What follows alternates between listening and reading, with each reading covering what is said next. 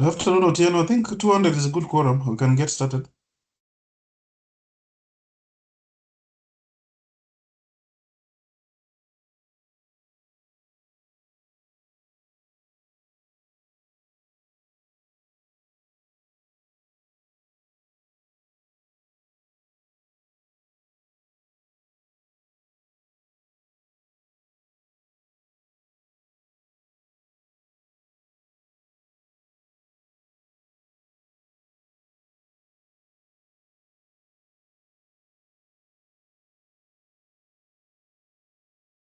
Good afternoon, everyone. I think we need to get started. Moses, please confirm if I'm audible. You're loud and clear, Otieno. Thank you, thank you. So once again, good afternoon. So we just need to get started on our training for today. So the objective of this training, one is to ensure that you all understand how to use the PHC claim, the workflow, and how you are able to submit your claims using the EMR. Now that we are told that the provider portal has been disabled for level 2s and 3s. So this is another opportunity for you to go through and learn the workflow on what you need to do. We've had a series of training in the past 1 week targeting end users from the level 2s and 3s. But from the feedback that we got the entire week, there were clear indications that there are immense issues of capacity gaps across different facilities. So we've decided again, working with the DHA, that we are going to again go through another series of training this week, starting today, every 2 p.m. All the way to Friday. And this is essentially to just ensure that everyone attends the training and everyone learns the process of processing and submitting claims through the system. Okay, so without much ado, we are going to take you through the process of the eClaim. We are going to take you through the prerequisites. What do you need to do? For instance, I know for level 2s, the dispensaries have not been setting, most of the dispensaries, to be precise, have not been setting up their billable items or billable charges. But now you realize it's a requirement that you must set the billables and billable services for your facility before you start using the system for eClaim. Okay. The other aspect from the feedback is the user roles and rights. So there are specific users that are attempting to do certain processes that they don't have rights to do.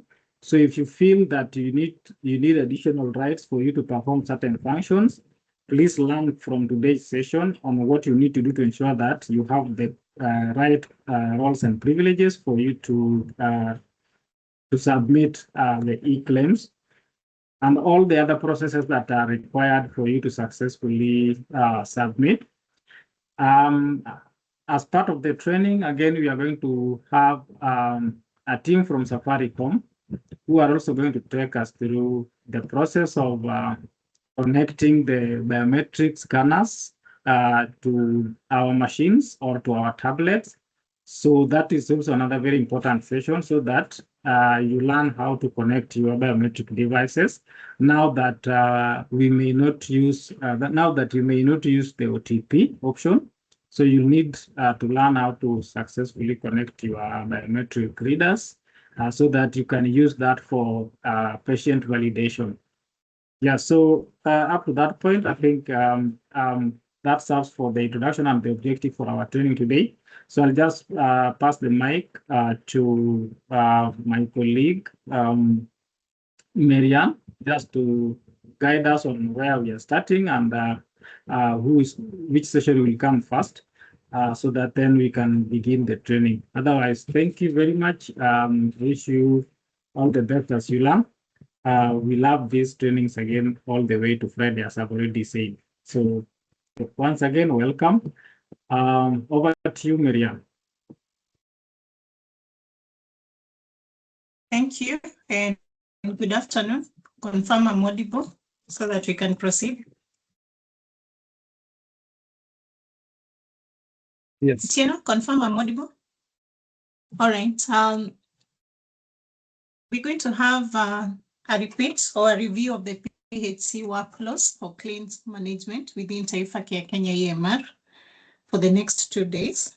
Today, we are going to start with just the general PHC workflow for level 2 facilities, looking at patients coming into the facility, seeking outpatient services, either at the OPD or at the MCH.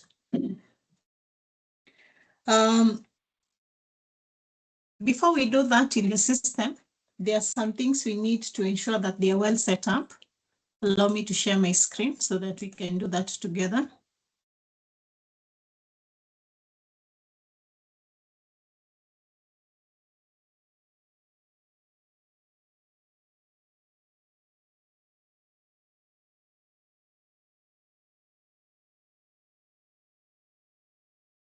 So one of the things we need to confirm is that we have verified all our healthcare workers, and this is done primarily by either the system admin, the EMR champion, or the person who is tasked to assign roles as per the responsibility of the different users within the system.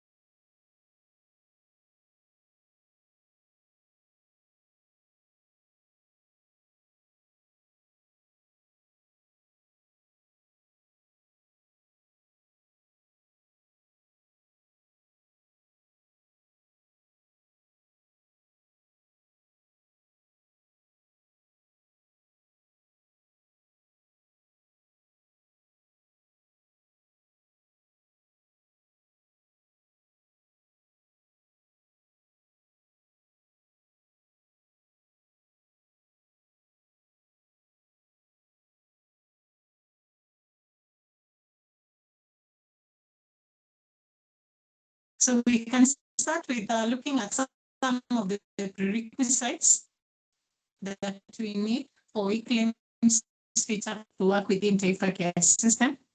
And for that, we will have the SAFARICOM team, first of all, starting to take us through how to get the health ID into facilities.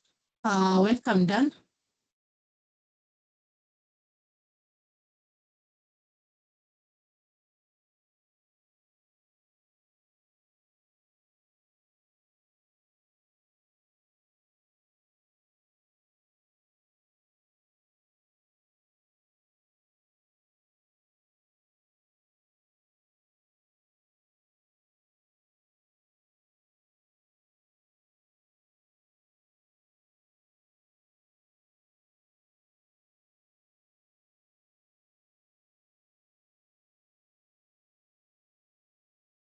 Jan, you have the mic. You can just proceed.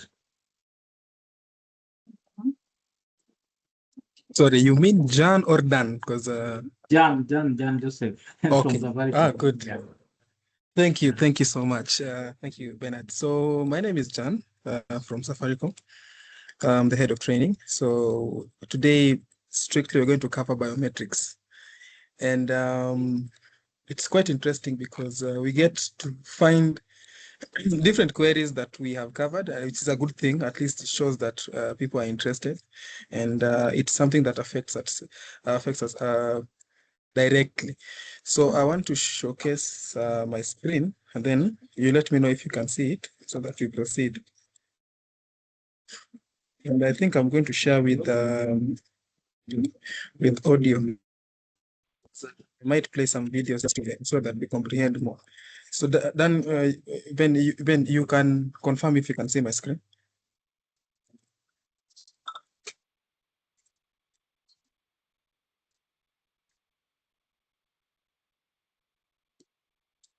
Yes, your screen is visible. Just if you can proceed, please. Okay.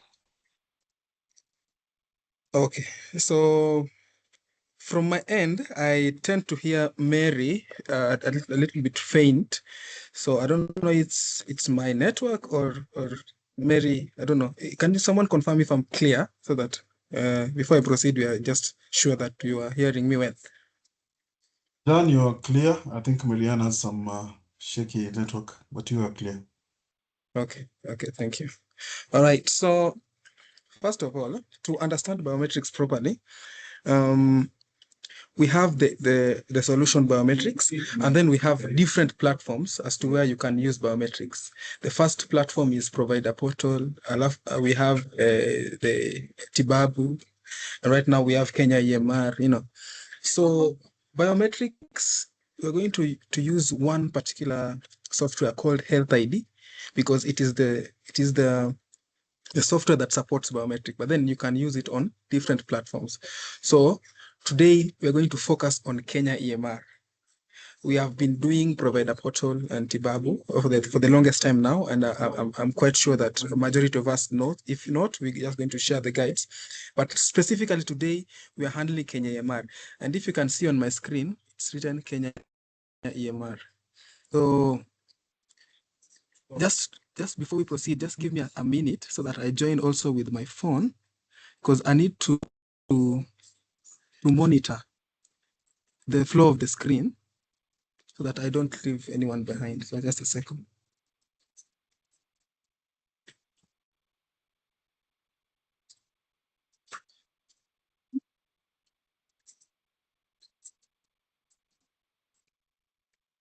All right. So as I said,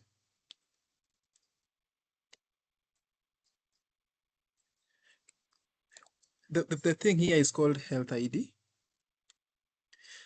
It is the software that is going to support biometrics. Now, why did the government come up with the biometrics? Number one, the government wanted to ensure that verifications are very accurate because each and every person has a specific fingerprint of which you cannot duplicate it. Yeah, so you can just use biometrics. And we noticed that when we were deploying biometrics even to other regions, like very remote areas, there are people who never even had phones because they could not afford the phones. So someone can't use OTP. So many people were not even getting the services. So that's why we also say let's go the biometrics way, because just one tap away, they'll be using their fingerprints and we can accommodate anyone who might not have a phone. Yeah, maybe the phone is lost or maybe there's no charge. Yeah, this was quicker than OTP because in such areas where network is quite low, OTP tend to take a lot of time before they receive the SMS. So with this solution, we were even steps ahead. Mainly, it's a requirement by the government through SHA and DHA that all service providers are supposed to be using biometrics. And that's why we are handling such sessions so that we should understand how it works. So remember I told you the software that supports biometrics here is Health ID, regardless of the platform, whether it is provider portal, whether it is Kenya EMR platform, whether it is Tibabu, it is biometrics, and the only software at the moment that supports it is called Health ID. So what happens is, I know when you're using Kenya EMR, you through the portal, there's still no option to download Health ID. So I will show you how to download it from provider portal because as long as you have it on your desktop or your device, you're ready to go. All right. Apart from the platforms, we have the gadgets. There are people who are using tablets, as you can see on my screen. There are people who are using desktops. So let's go step by step. Now that we know the platforms, on the tablets, how do you use it? So these are how the tablets look. If you can see on my left, this is just a normal tablet. Some people purchase it, especially private organizations. Government facilities are issued from DHA. And then they have Type-C scanners. If you can see here, this is how the Type-C scanners is. So a point to explain more, this tablet, it has two sections. There's this screen, and then there's a keyboard. The screen can be detached from the keyboard because some people tend to just maybe they want to use the screen the way it is. You can also use the keyboard here because most of it, the time it acts like a protective gear. So it's very good. Now, the only challenge is if you decide to use both this keyboard and the screen connected together, it won't, this tablet won't detect the scanner. So what you need to do, detach it from the keyboard and use the scanner because we need one at a time. It doesn't have the capability to detect both. Alternatively, what you can do, if you can see my screen here, it has this one has like a masking tape. Yeah, this is where the connection happens between the tablet keyboard and the screen. So you can block it with this masking tape so that there is no direct connection, so that it can only act as a protective gear maybe if it falls. Yeah, because I don't recommend you removing the keyboard. It protects the screen in case of anything. So you can put like a masking tape here to prevent that connection, because the only connection we need right now is this scanner. Yeah, once you do that, well and good, you're good to go. But this is how the tablets look. Yes, so Health ID software that I told you supports biometrics. Majorly, it has already been installed on that tablet. We pushed it to all the tablets across the country through mobile device management. So if in case by the time we were pushing it and you were offline, you didn't find it, you have a chance to download it from Play Store. This is the screen. This is the tablet screen. It has some applications here. So in case you don't see Health ID, this is how it looks. If you can see my cursor, it's called SHA Health ID. Remember, I said it's the one that supports biometrics.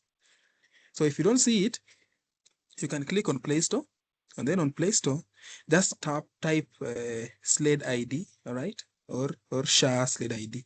This is how it looks. You'll click it to download it. Remember, you must be connected to the internet. Yeah. So it will download. Once it downloads, the good thing with tablets is it installs immediately. Yeah, as it downloads, it will just install. So you can open it to proceed. And Health ID, you have to log in using your provider portal credentials. So you come back to you can either open it from Play Store like this, or you can decide to come back to the dashboard, to the interface, to click it to open, and then you will log in using your email address and password for provider portal, so that it becomes active, because you have to log into it for it to start reading the portal and all these activities. So that's how to get it on the tablets from the Play Store app. Yeah. Now, remember I told you must detach that keyboard from the screen, because right now we need the scanners to be connected. If that keyboard is there, it won't connect. So when you plug in the scanner, this is how the scanners look like, the Type-C scanners. If you plug in that scanner, it will give you allow Health ID to access SecuGen. These scanners, they have their names. So the name will just display there. Just click allow, because Health ID is that software and it wants to read the scanner, because they're the ones that work together. So click OK once you plug in that scanner. And then before even you go to the portal to assist any patient, I usually advise you can test to capture by your own self with your own fingerprint. Yeah, just click test capture. Place your own fingerprint. I know some people are experts, they have gone through this and they are sure, but don't assume. Sometimes maybe the tablet is not connected properly to the scanner. Just test. So if you place your own fingerprint, it captures properly, you're sure. Now you can click back and then you keep using it. Yeah. All right. That is on tablets. Let me show you how to download it on desktops. Majority of people use desktops. Let me show you how to get Health ID on desktops, because even if you're using Kenya EMR, you must have Health ID. There's a way they're going to communicate together. It's very easy. Just make sure that you have a desktop like this. Basically, just a normal desktop setups.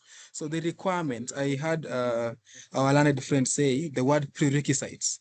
These are the things that you need to know, or the requirements you need to adhere to before even you think about using biometrics. Number one, if you're using a desktop, your desktop should be having USB slots, because the scanners for desktops are USB enabled. they're not type C. Yeah, so make sure you have at least some are at the back. You can even use them, and then have enough space, because you want to download a software. It means you need space. Yeah, so have some space. If your recycle bin is full and you're not using any of those files, you can confirm with your admin if you can delete them so that you have enough space. Yeah. Again, yeah, these are the scanners. Basically, a normal computer setup. Yes. Again, make sure it is Windows 10. I know all of us here in Windows 10. In case of not, ask your IT team to confirm for you, because Health ID is only being supported on Windows 10 and above. And there's this requirement called 64-bit processor. It's quite hard to understand, but the good thing is, as long as you're in Windows 10 and above, it comes inbuilt with 64-bit processor. These are just computer setups that make sure that the software works properly. Yeah, and this Health ID file was designed to work with this features here. Yeah, so if you have those, well and good. We can now go to how to install. Point to note before we head is that make sure you're connected to the internet and it is fast. Some people are using facility Wi-Fi, well and good. Just make sure that if you're not using facility Wi-Fi, if you may be hotspotting, it should be 2 Mbps. We need a fast internet connectivity because we want this download process and even the biometrics procedure to be fast. So once you're connected, just log into provider portal, normally using your email address and password. Now, on this portal, remember this is only to download it because we have not done this procedure on Kenya EMR, but we will avail it there. So right now, just click help button. On help button on this provider portal, you'll see download biometric server install. We have kept it here for each and every person. So as long as you download here and click help, you'll see it. If you click it, it will start downloading instantly as long as you're connected to the internet. The only challenge is there are some computers, I'm not saying all, just some, that before you download anything, the IT has set this computers in a way that you must confirm. Yeah. So if in case you click download and then it shows you this pop-up here, just know that your computer has been set in a way that you must confirm. Are you sure that you want to download this? So if in case you see this, click these 3 dots, select keep anyway, and then show more, click the 3 dots, show more, keep anyway, it will start installing instantly. So once it has downloaded, definitely whenever you download stuff on your computer, they go to the download section. Yeah, remember the name is Health ID. So I want you to install it. On the tablet, when you downloaded, it was installing by itself. But on the desktop, we don't have Play Store. So you have to download it from the portal. So once it has downloaded, just go to the download section, look for Health ID, the recent downloads, double click it to open. It will show you get started. Yeah. So if you click get started, you might see it is telling you Health ID already installed, because you never know. Maybe you're not the only person who tried doing this on the computer. Maybe somebody did it last week, was trying, and then they left it there. So the system will detect that there's another Health ID file that was already installed. My advice is always click uninstall to get rid of the old files, right? Because maybe they tried installing it last year and it is an old version. Right now we are in new versions. So if you click get started and you see this, just click uninstall. It will get rid of all those old files, and then now you can use the one that you've just downloaded right now. Yeah. All you need to do is just to make sure to log in using your provider portal credentials. If you click login, instantly it will start installing itself. Because for you to use a software, you first download and then you install.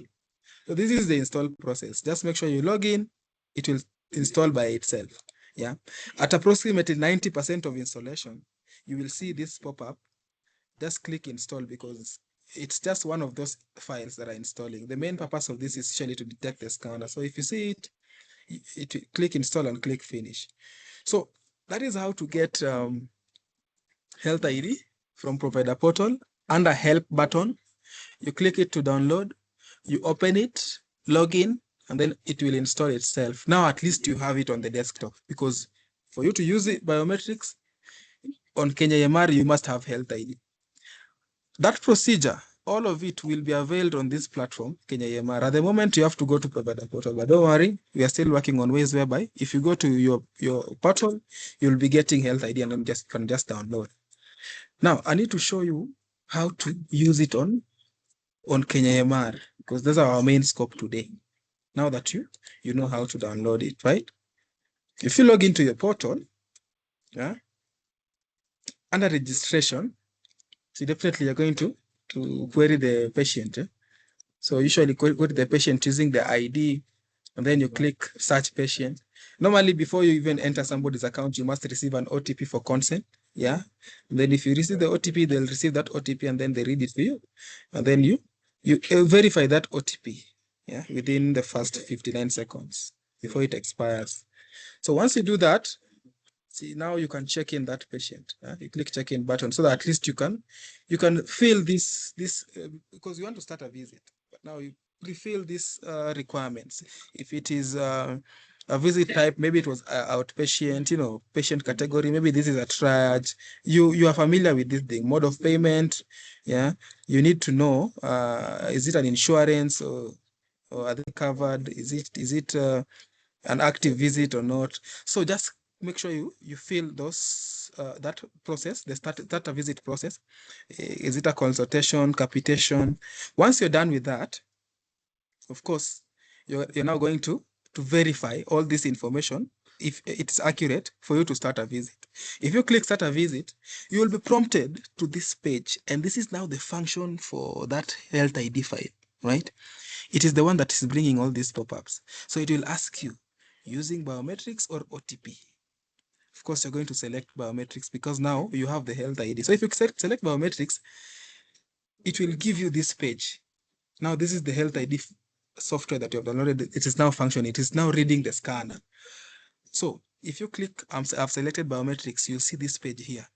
This is the point that you're supposed now to be very keen because the system is communicating to you. It is telling you, for this particular patient, these are the available fingerprints in the system. So please tell this patient to use these fingerprints. Just to enlighten you, because someone might be asking, why is it not 10? When someone is picking an ID at Huduma Center, there's that process of fingerprint capture. They take the fingerprints, So that data is with the government on NRB. And when we were building biometrics, we never wanted people to be capturing fingerprints afresh. So we have integrated this data step by step, slowly by slowly. Some people already, zao zimefika 10, all right? Some 4, some. So just be keen on which one the system has at the moment. We don't want to put everything here at once. The system might crash. So it's step by step. So for this case here, if you click biometrics and it gives you this, read. This is the patient can use right index finger or the thumb. That is what they're supposed to place on the scanner. Another thing to note, the scanners must be clean. All right. If they're dusty, wipe them with a dry cloth. Some fingerprints are dusty. People work in various scopes. There are people who are farmers. There are people, So you have to be very careful. Someone should sanitize those fingers, yeah, and then they place it properly on the scanner, yeah. If for instance it's the thumb, tell them to place it on the scanner, and then you can click start. All right, so that the scanner can light up and scan that particular fingerprint. Yeah, and it will be a success starting a visit. And then you will see all this notification from the EMR platform. Now, there are some errors that possibly you might see them. And the good thing is we have line 147, and then we have the specific team, technical support team, which handles these queries. If you call, they'll be assisting you. And if you even do an email to us with the IMEI numbers, you're the facility phone number, so that they can reach out to you and help you to troubleshoot. But there are some errors that you might see, and you are just supposed to know what is happening. Yeah, because some of them you can just solve by yourself without calling. But anyway, one of them is, if you see this, it's telling you poor fingerprint. Make sure the scanner is on the center, all right, or the finger on the center. So the scanner has detected maybe a space when the patient was placing a fingerprint. Instead of placing it flat on the flat surface with a gentle pressure, maybe they just place it on a slighted angle. So the scanner will detect some space and say, hey, there's a problem. Please make sure that they have placed it correctly. Yeah, and then it will work. Always you can refresh the page and then you try again.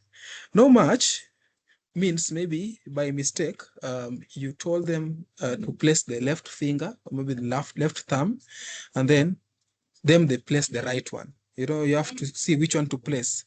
So you'll see no match, and then now from there you just know that they placed the wrong finger. Tell them to place the correct one. You just refresh the page and then do again. Yes, not templated. Not so common nowadays because this was on the first days. But in case you see this, it means that this person's fingerprint has not yet been transitioned from the NRB at Huduma Center to our system. It's in a gradual process, maybe still configuring. So for this person, you can whitelist for OTP, and then you can use OTP. Well, I'm going to show you how to do that. Yeah, no biometrics found captured successfully. Yeah, for this it means that capture was not proper, maybe system downtime. Yeah, for such cases there are technical issues. Yeah, you can request for OTP, and that's why on this guide I showed you on how to request or how to whitelist OTP for edge cases. Edge cases are these cases that maybe someone is a cancer patient, the fingerprints have really faded. You can't expect them to use biometrics. We have very elderly people, the fingerprints. We have people who's maybe have injuries, Yeah. So we have very many cases I'm going to show you. And then even through the system, you will see them, you will meet them, such cases. Sometimes don't assume that everything is proper. You can just assess the situation and just know this one needs an OTP. So I don't know if these are, I thank God I have a video. I need you to tell me if you can see this page. Let me see, let me play. Are you able to see this page?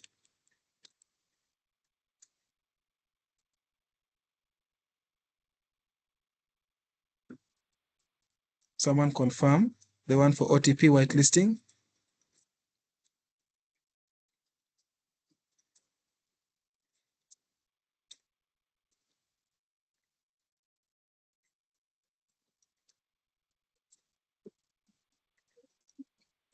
Just raise your hand if you can see this page so that we proceed. There are so many thumbs up, Jan, that have flashed across the screen. I think, yeah, all right. they're still even going on. So I think that's an information. Thank you. So if in case we have any reason as to why someone might not use biometrics, yeah, you don't choose biometrics option, or you can just go back to verify, start visit, and then select OTP. Now when you select OTP, if you just click OTP like that, it will prompt you. You see, as it buffers, it will check any existing requests.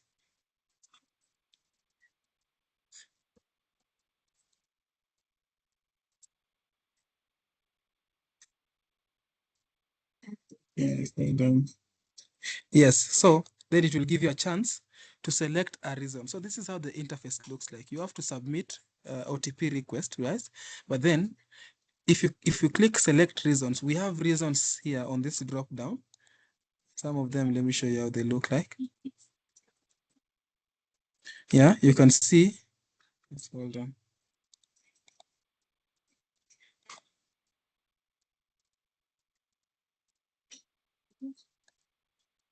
Sorry.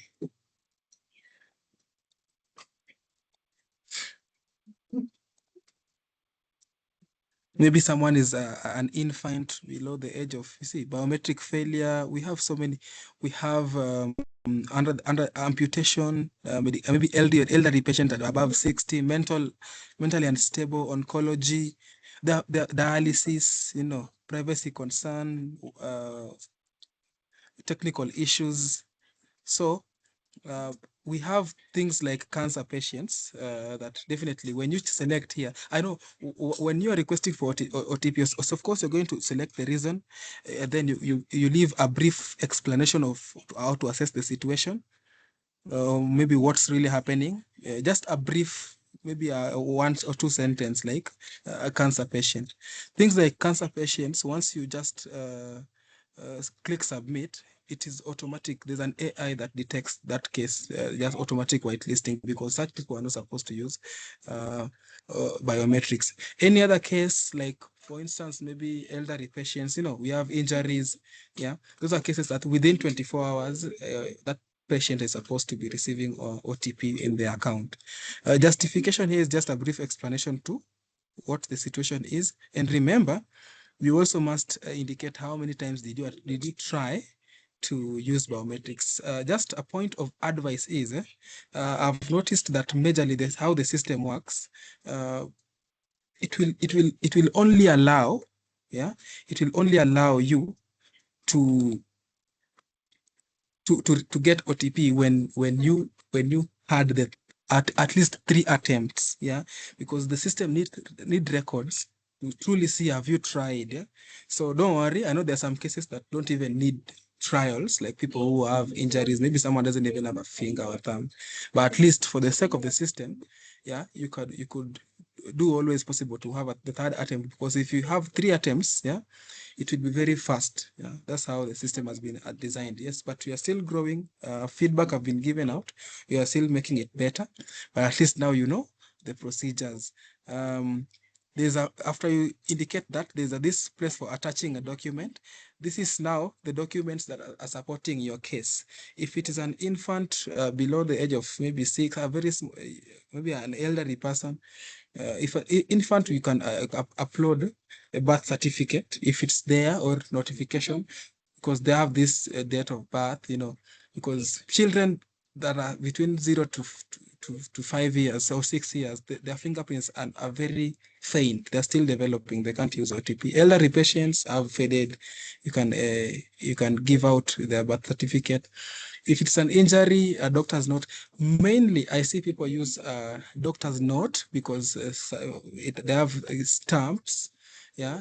There are cases that need medical records. If maybe someone is a cancer patient, definitely I know that one is now automatic in the system. But for an easier way, I think after this call, let me share with you the list of attached documents that are concurrent to which case. So if it is mentally stable, what should you attach? Because yes, you might know how to go about this, but you don't know what to attach. So I have that document. I'm just going to share alongside this user guide, so that in case you get an OTP case, you know what to attach.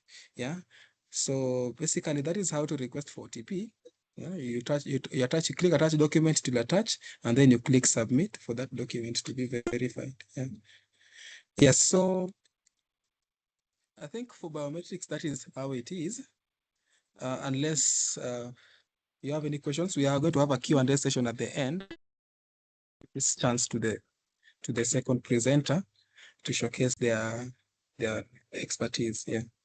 But after this, we're going to have a Q&A session to ask everything, and then give other people also time to present due to time. Back to you, Chair.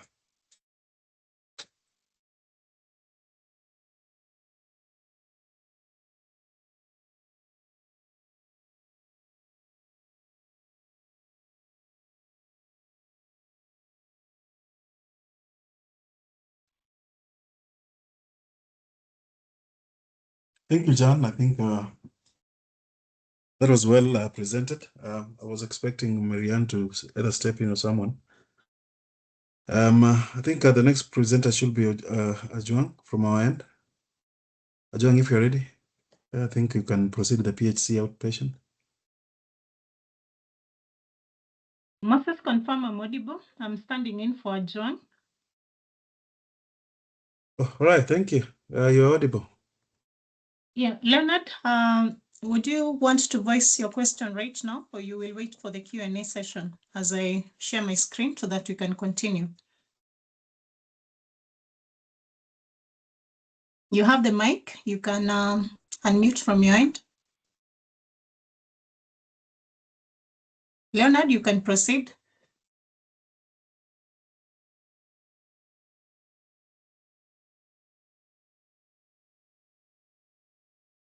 Leonard Okumu, you have the mic. Just unmute and then proceed. You can see that it has been disabled from your end.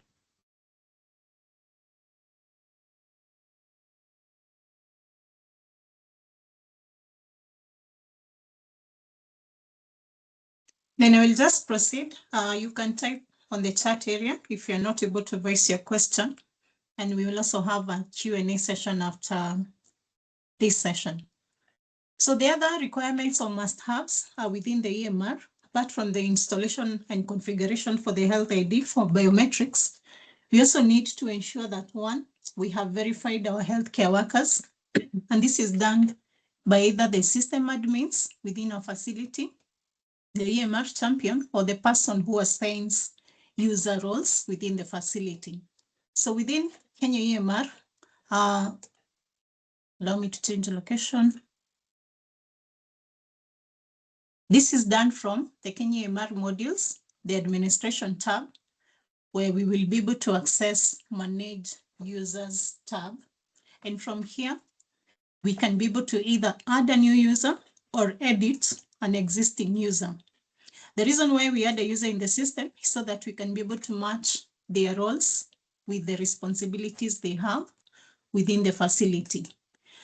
So what they need to do is to ensure that all healthcare workers, we have been able to verify them from the healthcare worker registries. So that means for this particular section, healthcare worker registry verification, we'll need to choose a particular identifier. I'm going to select a national ID, choose a regulator. Maybe if it is a CO, an MO, we can use KMPDC. If it is a nurse, we can use Nursing Council of Kenya. Pharmtechs, we can use Pharmacy and Poisons Board. CEOs, clinical officers, we can use the Clinical Officers Council. So for example, maybe we want to verify credentials for an MO who is working and seeing patients within our facility. I will select that. Then since I've said the identification type is national ID, we can get a sample national ID, such as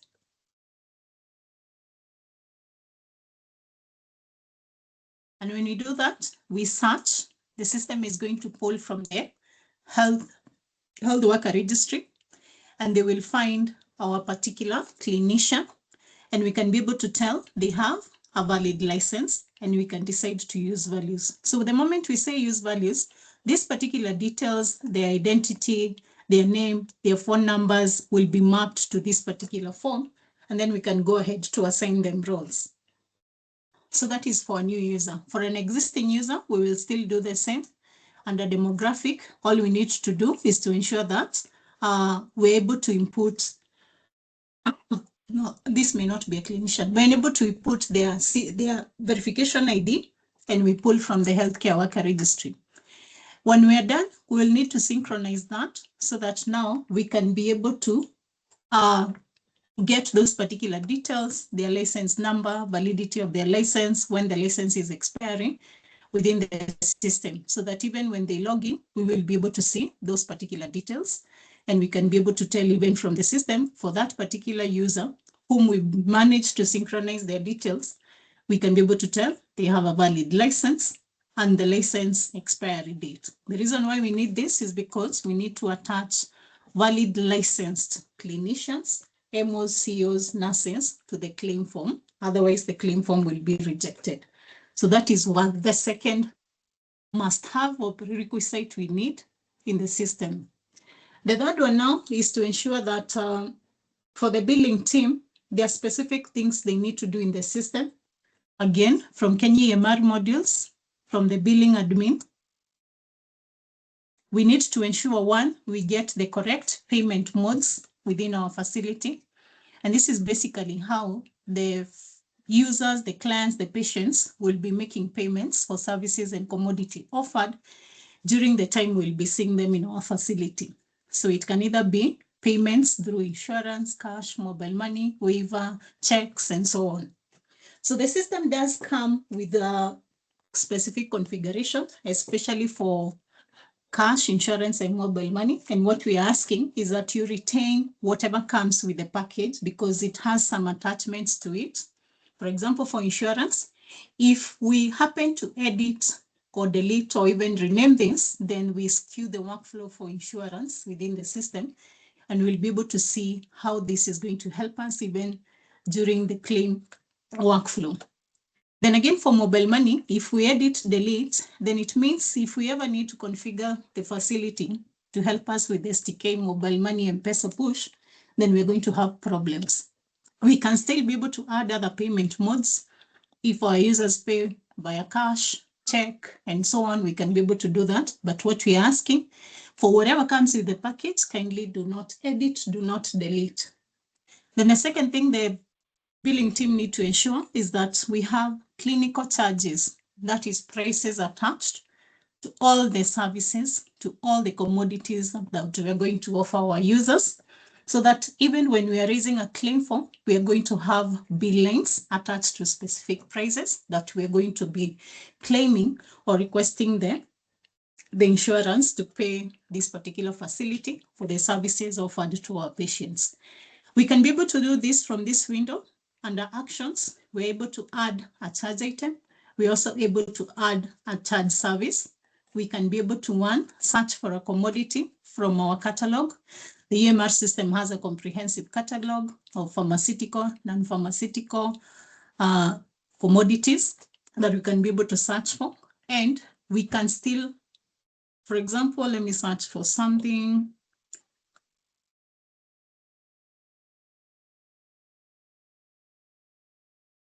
For example, maybe something like a needle, a disposable needle in the facility. So whenever a user comes to our facility and they use this particular needle, how much are they expected to pay for that? We can add payment methods depending on how many we've set. For example, if patients come, they use this for insurance, we expect them to charge 8 shillings for that particular commodity. For mobile money, we can still set the same. And we can add as many payment methods as we have defined in this facility. The other thing is to ensure for this particular commodity or charge item that we are adding, the status is on, it is not off. If it is off, it means it is disabled. The status here will read disabled. And if we give this commodity to our patient, then a price will not be attached to it, and we will not be able to claim for whatever they will have used within our system. Then we can save and close. Over time, the system allows you, for the same commodity, that's gauge 21, over time you can be able to either edit or delete a charge item, edit for price, edit to add payment modes, and so on. The system also allows you to add services, for example, maybe lab tests, imaging tests, procedures that are done within the system. We can, for example, look for a particular procedure. Let's see. Let me look for.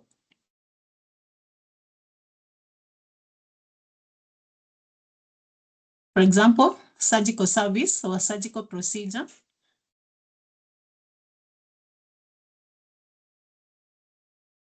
Short name, you can give it a short name or a code depending on how the billing team have done this in our facilities. The type or service attached to that will definitely go to the surgical department. And you can even define what type of a surgical procedure it is. Maybe we can call it pediatric surgical procedure. We can proceed to add payments to that. Again, define the payment mode, attach a price to it for it. Maybe for this procedure, we will charge 18,000. For clients paying by insurance, the same via mobile money.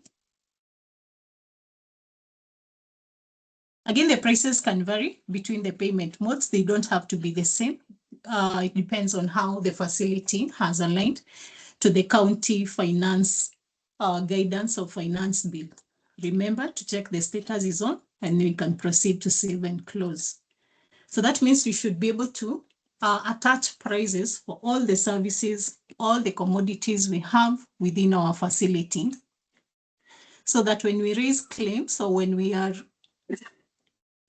we raise the claims in our facility, they will have prices attached. And during our scenario that you're going to look at next, we will understand how this helps and how this happens. But again, remember, the prices you're going to attach to these commodities and services should be guided by the county finance bill, and a charter should be given for that from the county team. The other thing we need to make sure we do, the last thing, is to ensure that for all the commodities now, again, especially the tangibles, we have stocks added within the EMR. We do not have any commodity that we're dispensing to our patient that is out of stock. Again, we're able to get this from Kenya EMR modules, stock, managed stocks, sorry. Ensure for all the items or from our catalog that we're using within the facilities for all pharmaceutical and pharmaceutical lab commodities, stationaries, assets, other things that we have within the facility that we may even be able to use with the patient. They are not out of stock. We can be able to see, for example, they are available, and we are able to use several operations to be able to add these stocks. We can do opening stock, we can do a stock take, we can do requisitions and the likes. And the pharmacy teams have been well trained on how to do this. So for anything that we are sure we are going to bill our patient for, ensure it is not out of stock. The reason why is because out of stock commodities will not raise a bill item that has a price attached to it. So that is it for the prerequisites. Ensure that we have been able to do those four.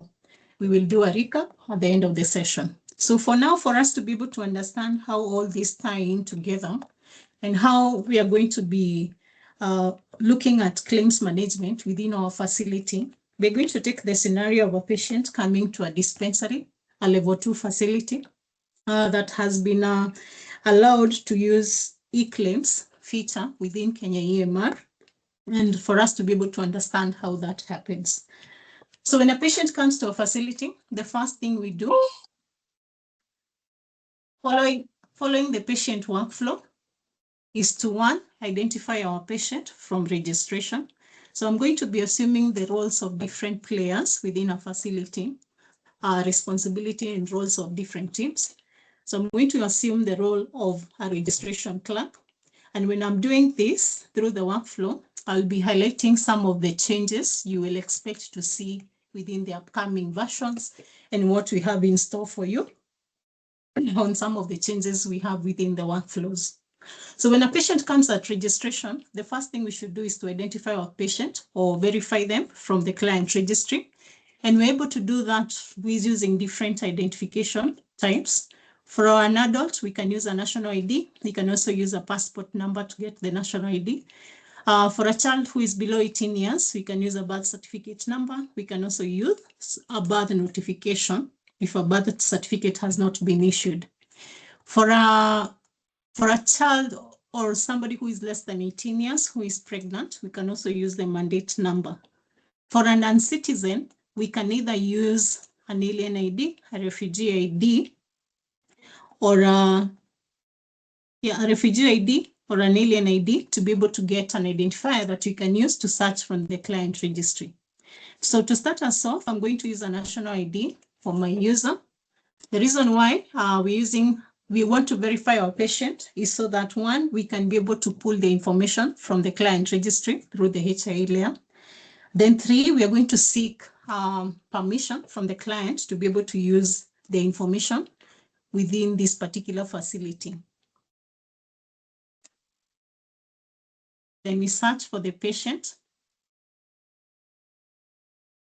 When we do that, we're going to get a probable patient with their details a bit masked, and we need authorization for them to be able to use and identify them. So I'm going to send an OTP to my client. The client will receive an OTP through their phone. Reading, dear so-and-so, an authorization request to view your identity and eligibility details has been made at Highcorn Health Center Limited, and the client should give you that particular OTP, 41933, and we verify. So that means the client has authorized you to be able to proceed with services using their details within this facility and also to confirm their identity.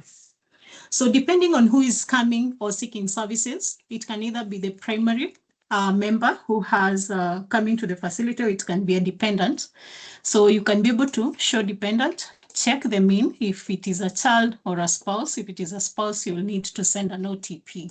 For my case, I'm going to use the primary member who is coming, seeking for services within the facility.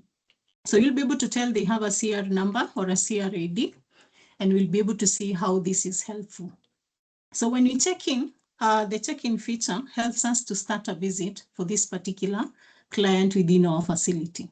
So clicking check-in is going to bring you a start visit form that allows you, one, to define what type of a visit it is. So if they are making a new visit today, either it is a revisit patient who has been coming to this facility, but for this particular visit today, it is going to auto-check new. If they have been seen within the facility today and we have not checked them out, then it is going to give us an ongoing visit. If something was missed out in a particular visit when they came, then we can also select a visit in the first, and the system allows you to do that.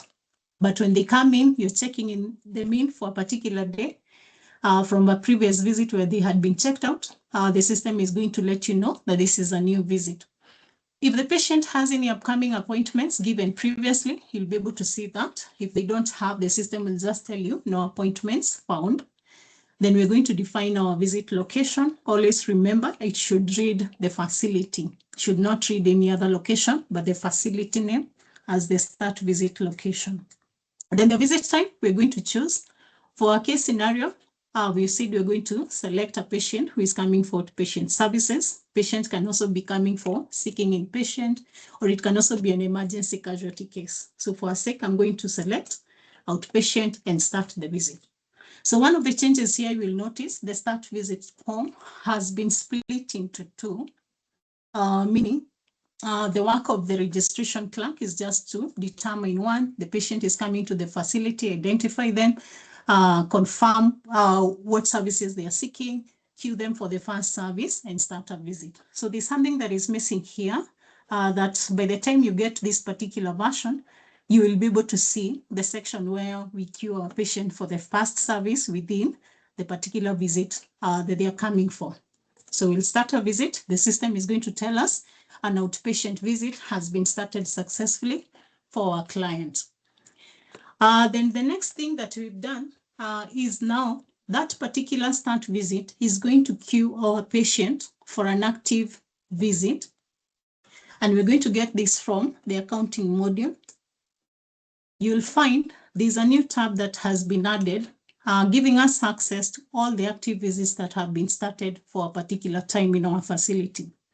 Here we can be able to use a date range to be able to filter these active visits. For example, I have filtered it for today, which is preset by the system, but you can also be able to filter for active visits as at yesterday, the last 7 days, 30 days, these months, and you can also be able to do a custom date range filter. This is going to help us to do two things. One is to manage the patient visit for this particular session. Two, it will help us with the problem where we are having at the end of the day, when patients have been seen by clinicians, we don't know how many of them still have hanging visits. We've not been able to close their visits. So this is going to help you to do that. So for a particular day like today, we can tell all these patients have been checked in today and they have active visits. Whether they were seen by a clinician or not, they still have an active visit. So I'll find my patient among this particular list. It depends on when they were checked in, and you can be able to see even the start time, the visit time, the location, and we can proceed to click on the three dots. We should have an action feature here.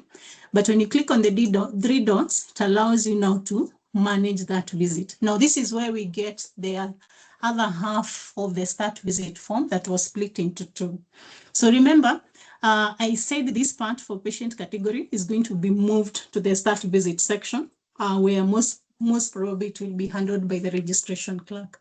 Then we can leave now the payment mode to the billing section. So allow me to select triads since my patient is seeking clinical services. Then I'm going to send them to triad room 2 in OPD.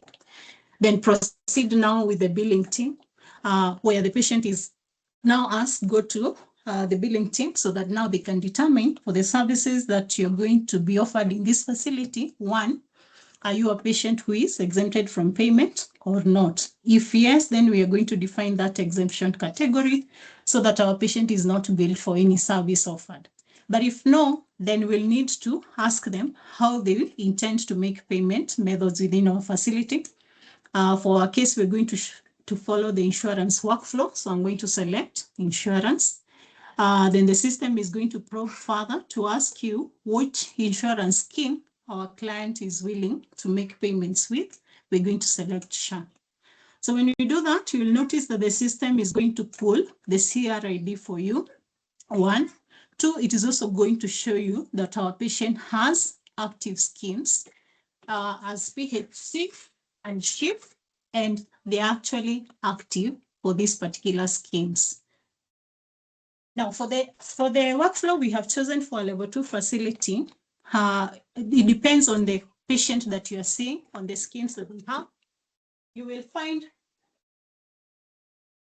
for patients who basically have registered to SHA and they only have a CR number, you will only find they have PHC here. For patients maybe who are making premiums and so on, either through their employers and the likes, we may find they also have additional schemes that are also active like SHIF and for this particular client. Then for PHC specifically, we cannot have an elective visit. So it is going to be no. For those visits, as we will be proceeding with other scenarios, we'll be able to see. For those visits that will require an elective visit, if we say yes, it means we need to give an authorization code, and that particular visit must have had a pre-auth done for a particular procedure or the visit type that was requested as an elective visit. But it does not apply for this particular scheme, where we just be looking at the workflow for PHC specifically. So PHC cannot have an elective visit. PHC can only have an outpatient visit for now, for this particular use case that I'm using. Then when we do that, we'll need to define the SHA benefit package. For our case, for PHC, we can only have SHA 12 as the only benefit package that is going to help us to offer outpatient services. It can either be SHA 1201 outpatient care or SHA 1203 for MCH outpatient care. So for my case, we're just going to have basic outpatient services. I'm going to select outpatient care. Then the system now will load for you the interventions associated by that benefit package, and we're going to select accordingly. So for SHA 12 outpatient care, when I select interventions, I'm going to see what can be offered for my patient when they're coming or seeking outpatient services. So they can come, they can be offered basic radiology examinations, including x-rays, ultrasounds, as capitation. Consultation, again, as capitation, that means the price is fixed. Daycare procedures, laboratory investigations, others included within capitation range. They can also access prescription, drugs, dispensing. They can also be screened for common health conditions. So we can choose accordingly, and we can be able to add, switch, or even use the interventions interchangeably, depending on the service that is being offered to our patient. We'll be able to understand this. So for now, since at this point, we can't be able really to tell what the patient, what other interventions might be offered to our patient before they see a clinician, I'll only select consultation, capitation. Then within the facility, if we charge for consultation and we expect our patient before they see a clinician, they pay for consultation, then I will be able to select the first chargeable service at this point and select consultation. This is an adult, so I'll select adult consultation. How does the system guide you for a patient who comes without a CR number? So allow me to duplicate this screen. We'll come back just to demonstrate.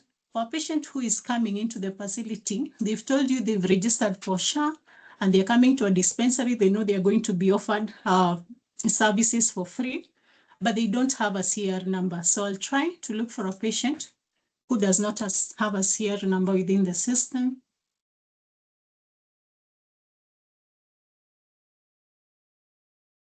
see one without an active visit. Allow me to use this one. So when they come in, we'll still follow the same workflow.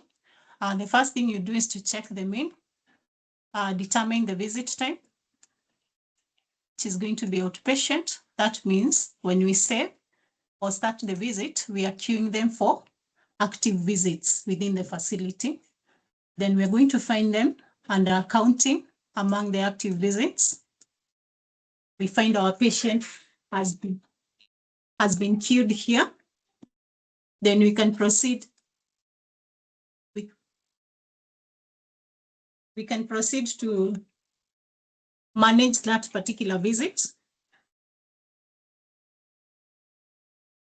Again, you're able to see the patient category, which is going to be moved from this particular page. Then we proceed to payment mode. So our patient is not exempted from payment. We expect them to pay. They tell you they are going to use insurance, and they tell you they have registered for SHA. But now you find the system is going to give you a message showing that the patient is missing a CR number. And you need to advise the patient to visit the SHA registration desk to update the information. So what basically this means within the system is that a virtual claim form cannot be created for this particular patient when you do not have a policy CRID number. Either the workflow for registration was not done correctly, you did not pull this patient from HIE so that he can load for you the identity information, or two, we choose a shortcut where we come to the search button like I have done, search for a patient who is existing within the facility. Maybe there have been regular patients coming. When we find them, during registration, we had not captured the ID number, as much as maybe they have registered for SHA and they even have a CRID number. So as long as that registration form for a patient does not have an ID number, then the system will not be able to pull for you their CR number. So a quick fix for that is to either one, follow the proper workflow all the way from registration, use the national ID number or a particular identifier to search them from the HIE layer, then proceed with the workflow. Or two, edit that registration, ensure you add the ID number so that now when actually if this patient has registered for SHA, it is going to pull for you the CR ID number, then you can proceed to offer services. But if you figure out the patient had not actually registered and you know this claim form cannot be created, even if you proceed, you will not be able to claim whatever services you offer to the patient, then you can proceed to one, advise the patient to change the payment method to a more agreeable one, either cash or mobile money, or as preferred within the facility. Or if they were not willing to do that, then you can refer them for services elsewhere and advise them to visit the SHA registration desk to be able to update the information. Now, going back to our patient now who has come to the facility, we've been able to add the CR number.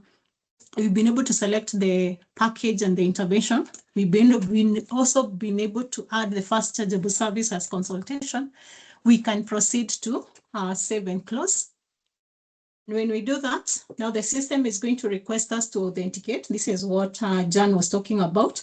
One, using biometric, the recommended way, where we have the health ID installed. But for my case, because I'll not be using biometric, I'm going to request for an OTP. And he has been very clear on what cases, on which scenarios we can request for whitelisting for an OTP. So as I wait for the code to be sent,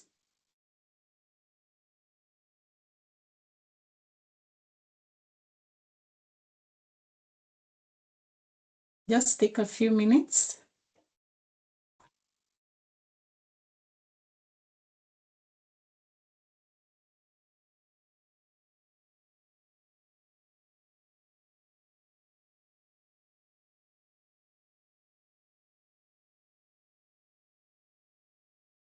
So the client, you should request the client to check their messages to confirm if they have an OTP sent. And this one is sent via SHA portal, and it's going to read, dear so-and-so client, please confirm the information provided is accurate and consent to the consultation services at Icon Health Center Limited And then it will proceed to give a warning to the patient. Note that making false statements under the Social Health Insurance Act is an offense, and they can share the OTP with you.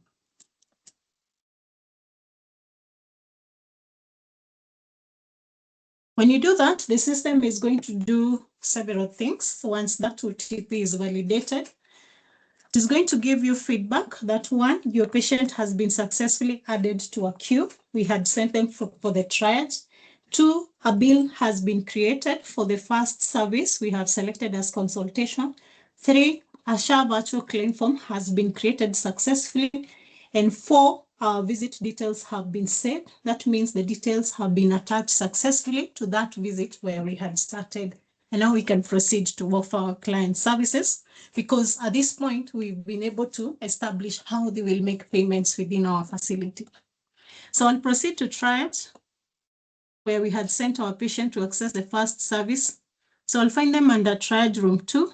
This is our patient. You'll be able to see the waiting time, and I can proceed to call them into service and serve them. So at triage, they will find either the triage nurse, depending on the facility setup, and they will proceed to record a vitals form so that they can be able to transition them to our clinician thereafter. So allow me to fill a triage form quickly for a patient. I'm going to assume our patient is coming to the facility seeking for outpatient services, presenting with sore throat and the likes. So we're going to fill this together. One, confirm whether our patient is having complaints today.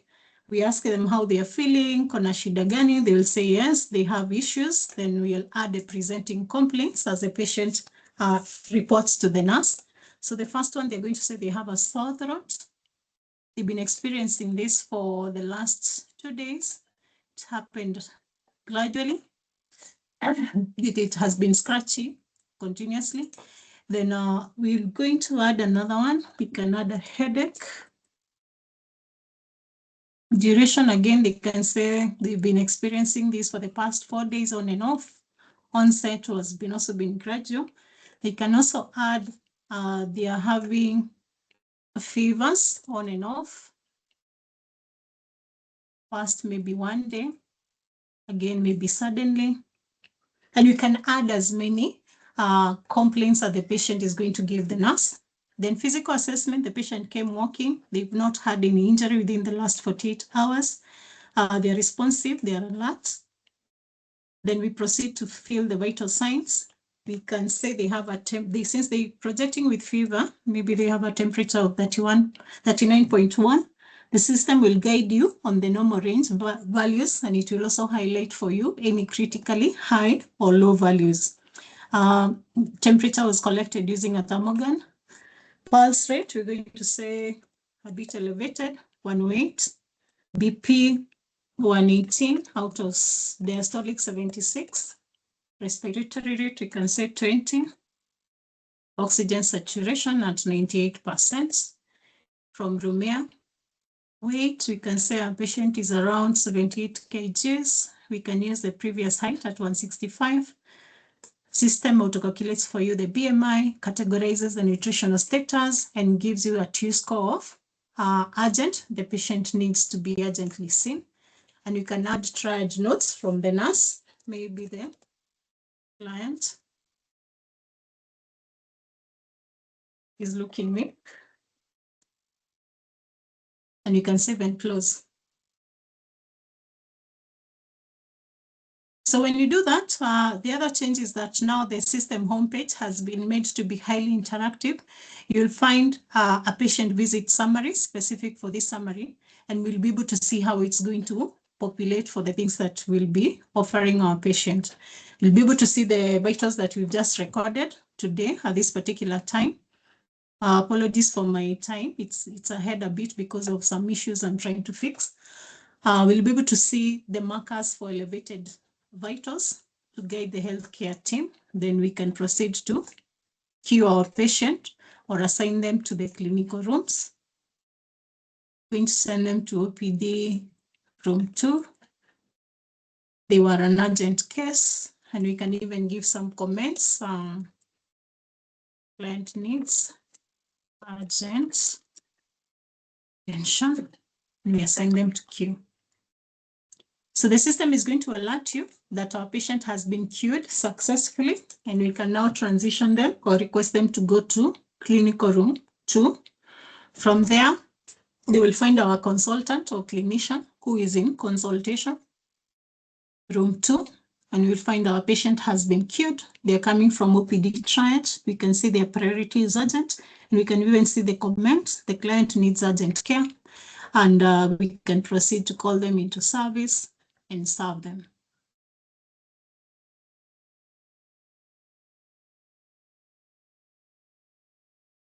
So here the clinician will be able to review the vital signs that have just been done, and you can see that our patient visit summary is beginning to populate.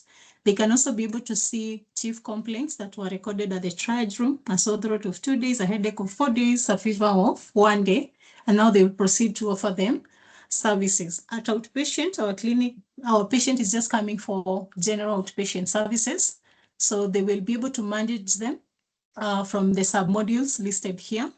So under clinical, our clients can either be managed as an outpatient client or somebody who is coming for special clinics.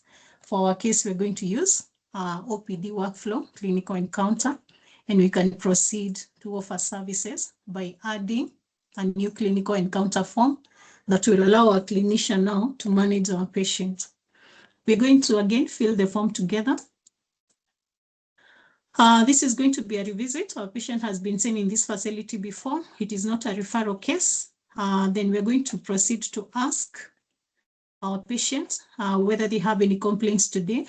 At the same time, the clinician can be able to use the split screen feature to be able to even review what has been done for our patient. So apart from maybe the complaints they had given to the nurse, or throat, headache, fever, they can also say they have another complaint.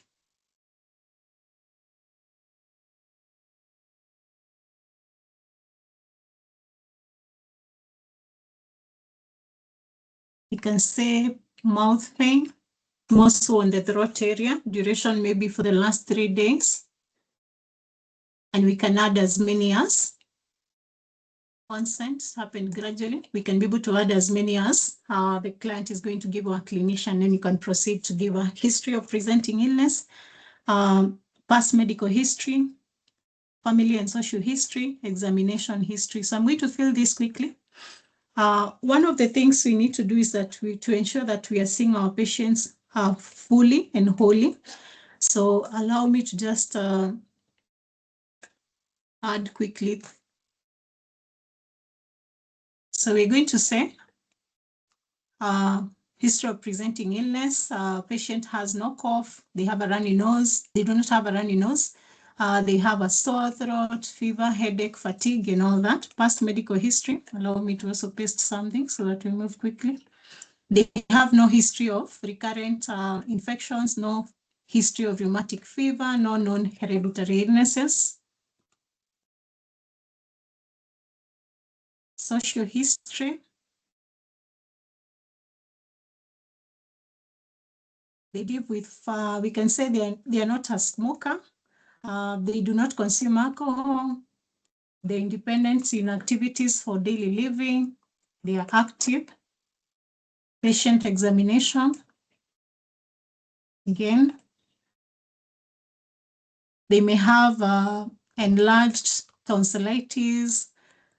They do not have any respiratory distress, depending on what the clinician has reviewed. So we are going to say no. Then I'm just going to paste some notes.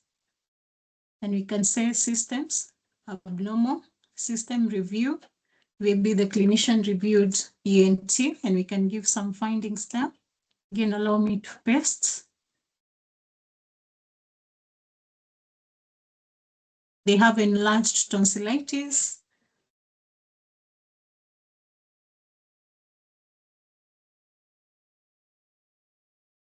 And you can proceed to add that. They do not have any adverse drug reactions. And even at this point, our clinician can be able to add an impression. So you can say something like, streptococcus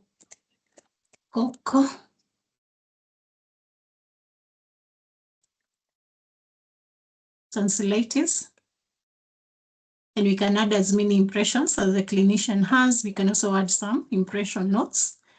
Then the clinician can proceed to either request for investigations to confirm this impression, either through a lab order or an imaging order.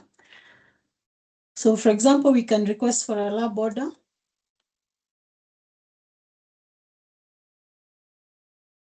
And say complete blood count.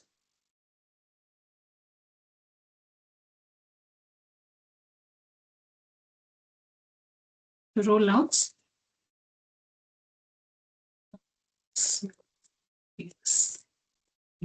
Spelling and we save that. Sign and close. So at this particular point, the clinician may not order for an imaging order. Then we can assume our patient has been sent to the lab, and we can save and close this particular clinical form at this point so that we can await the lab results from our patient. So I'll quickly go through that workflow. So we can assign our patient to the lab queue for that. That the system will automatically place that order within the lab. So I'll just head straight to lab. Then under test orders, we're going to find our patient already queued. Then we can see there's a request for complete blood count. And even before the lab team are able to do this particular test, they will need to confirm if they have the necessary reagents and equipments required to perform this particular test. If they do, they can go ahead and raise a bill for that so that the patient will be expected to pay for this test. If they don't, then they can reject the lab request with a reason why they are rejecting. So we'll just go ahead and raise a bill for that. So the reason why I wanted to do this is because there are some SHA implications that have been added to these particular orders. So you'll be able to see the order has been created. It is complete blood count, one quantity test, the unit price. Our patient is paying by insurance. We are going to select that. It's going to tell us they're expected to pay 1,380 shillings. Then you'll find at the bottom, there's some SHA action needed. Do you need to add, switch, or restore a SHA intervention? Remember when we started, when we were managing our patient and selecting the SHA package, we selected outpatient care.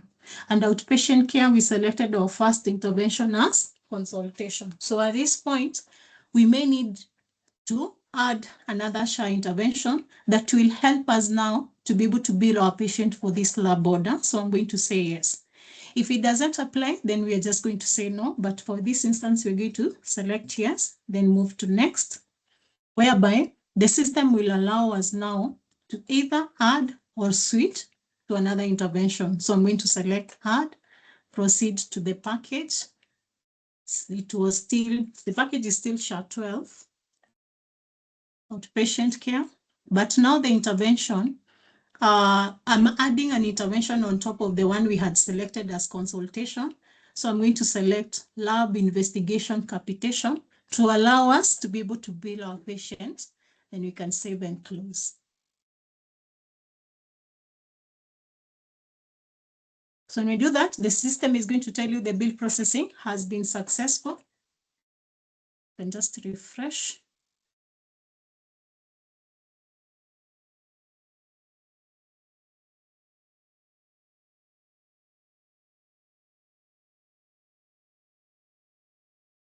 So the proper workflow should follow at the lab.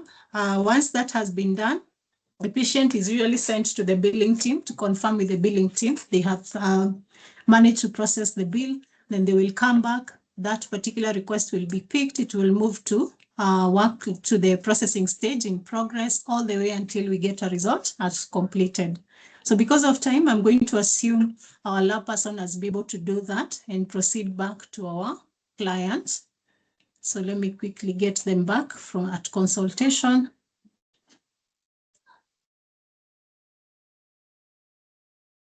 Proceed to fill the clinical encounter where we had left it. Now with the lab results back, the clinician will be able to access the lab results from lab orders. we'll be able to see the order they had made for a complete blood count.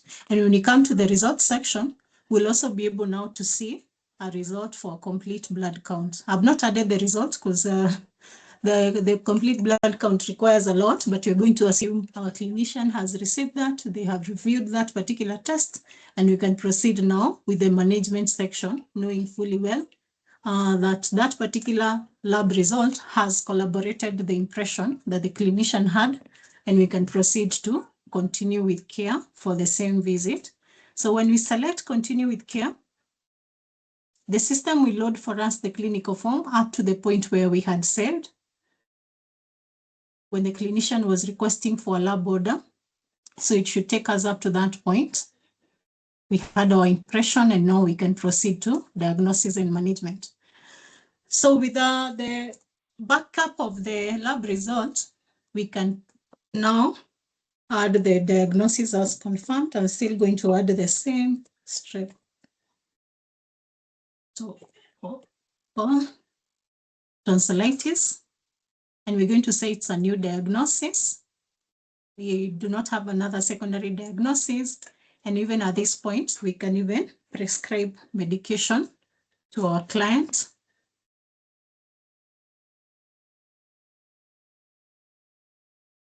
So we can add a drug.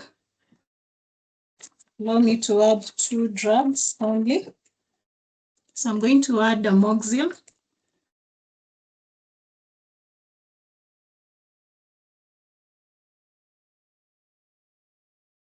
To manage the infection.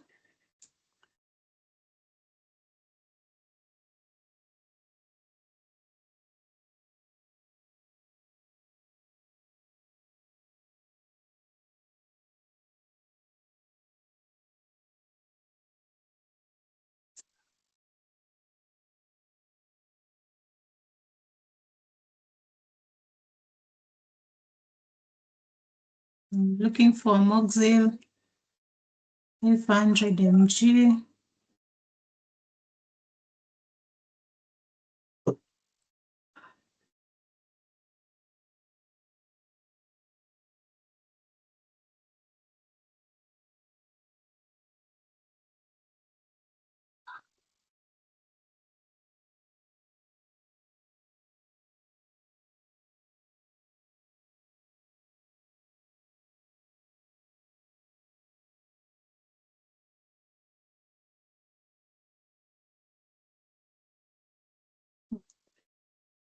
Let me just give the paracetamol for now. That may take time to find.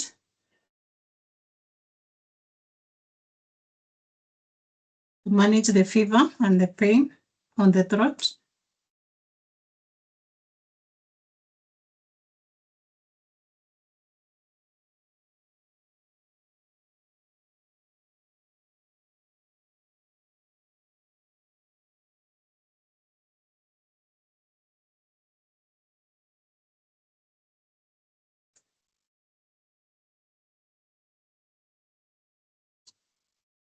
The drug I wanted to add shows that the patient had already been prescribed before, so just allow me quickly to add a price, the 200 mg one.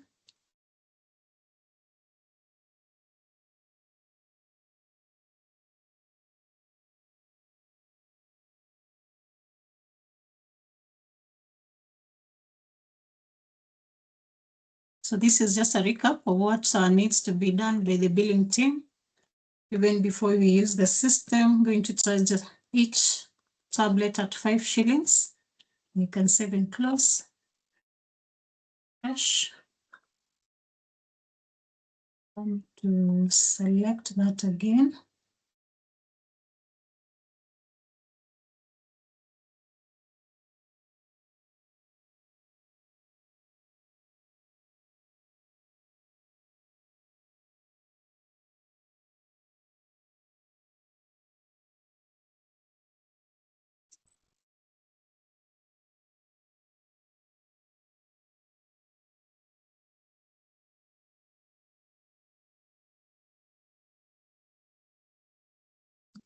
Price has not picked, just a minute.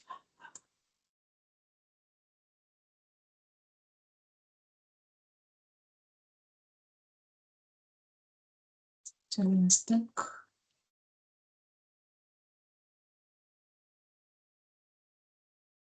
Let me just proceed to prescribe. We can still add the bill line from the billing area to save on time.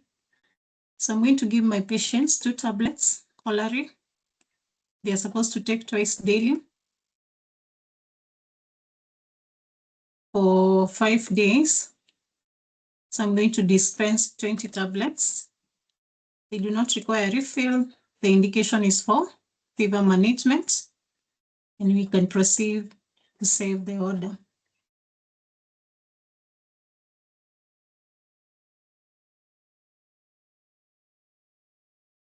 Then we don't need to admit our patient. We are not referring, we're not transferring. So at this point, we can save and close our clinical diagnosis and send our patient to one billing so that they can clear with their bill. Then after that, now they can proceed to pharmacy to pick their drug.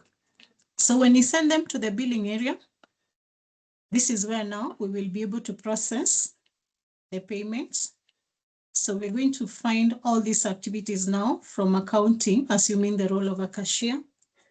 We can be able to find our patients under bills today because they have been queued by the different bill items we have raised. But even before we do that, we can also be able to search for our patients. And this particular option helps us to be able to add new bill items in case what has been raised before either did not pick automatically or 2, something was left out. So I'm going to add a new bill item, select this particular visit and continue. So at this point, I want to add for paracetamol tablet, 500 mg. Our patient is paying by insurance. Maybe they had been given 20 tablets. They're expected to pay 100. I'm also going to add for them amoxicillin, 500 capsule. Again, they're paying by insurance. They've been given 20 tablets, 40 tablets. They're expected to pay 80 shillings. So the total bill added is 180. And you can be able to add as many bill items that have been missed out as possible. You can save and close. So when you do that, we proceed again now to bills today for the cashier to be able to see patients in their queue, identify our patient, see the bill lines and the status of the bill is pending. So the name is a link. When we click, it takes the cashier to the particular patient's payment page. Well, they'll be able to see the patient details. They'll be able to see the invoice summary. The total amount expected to be paid is 1,860. That is the total balance. And we can be able to see the bill items here.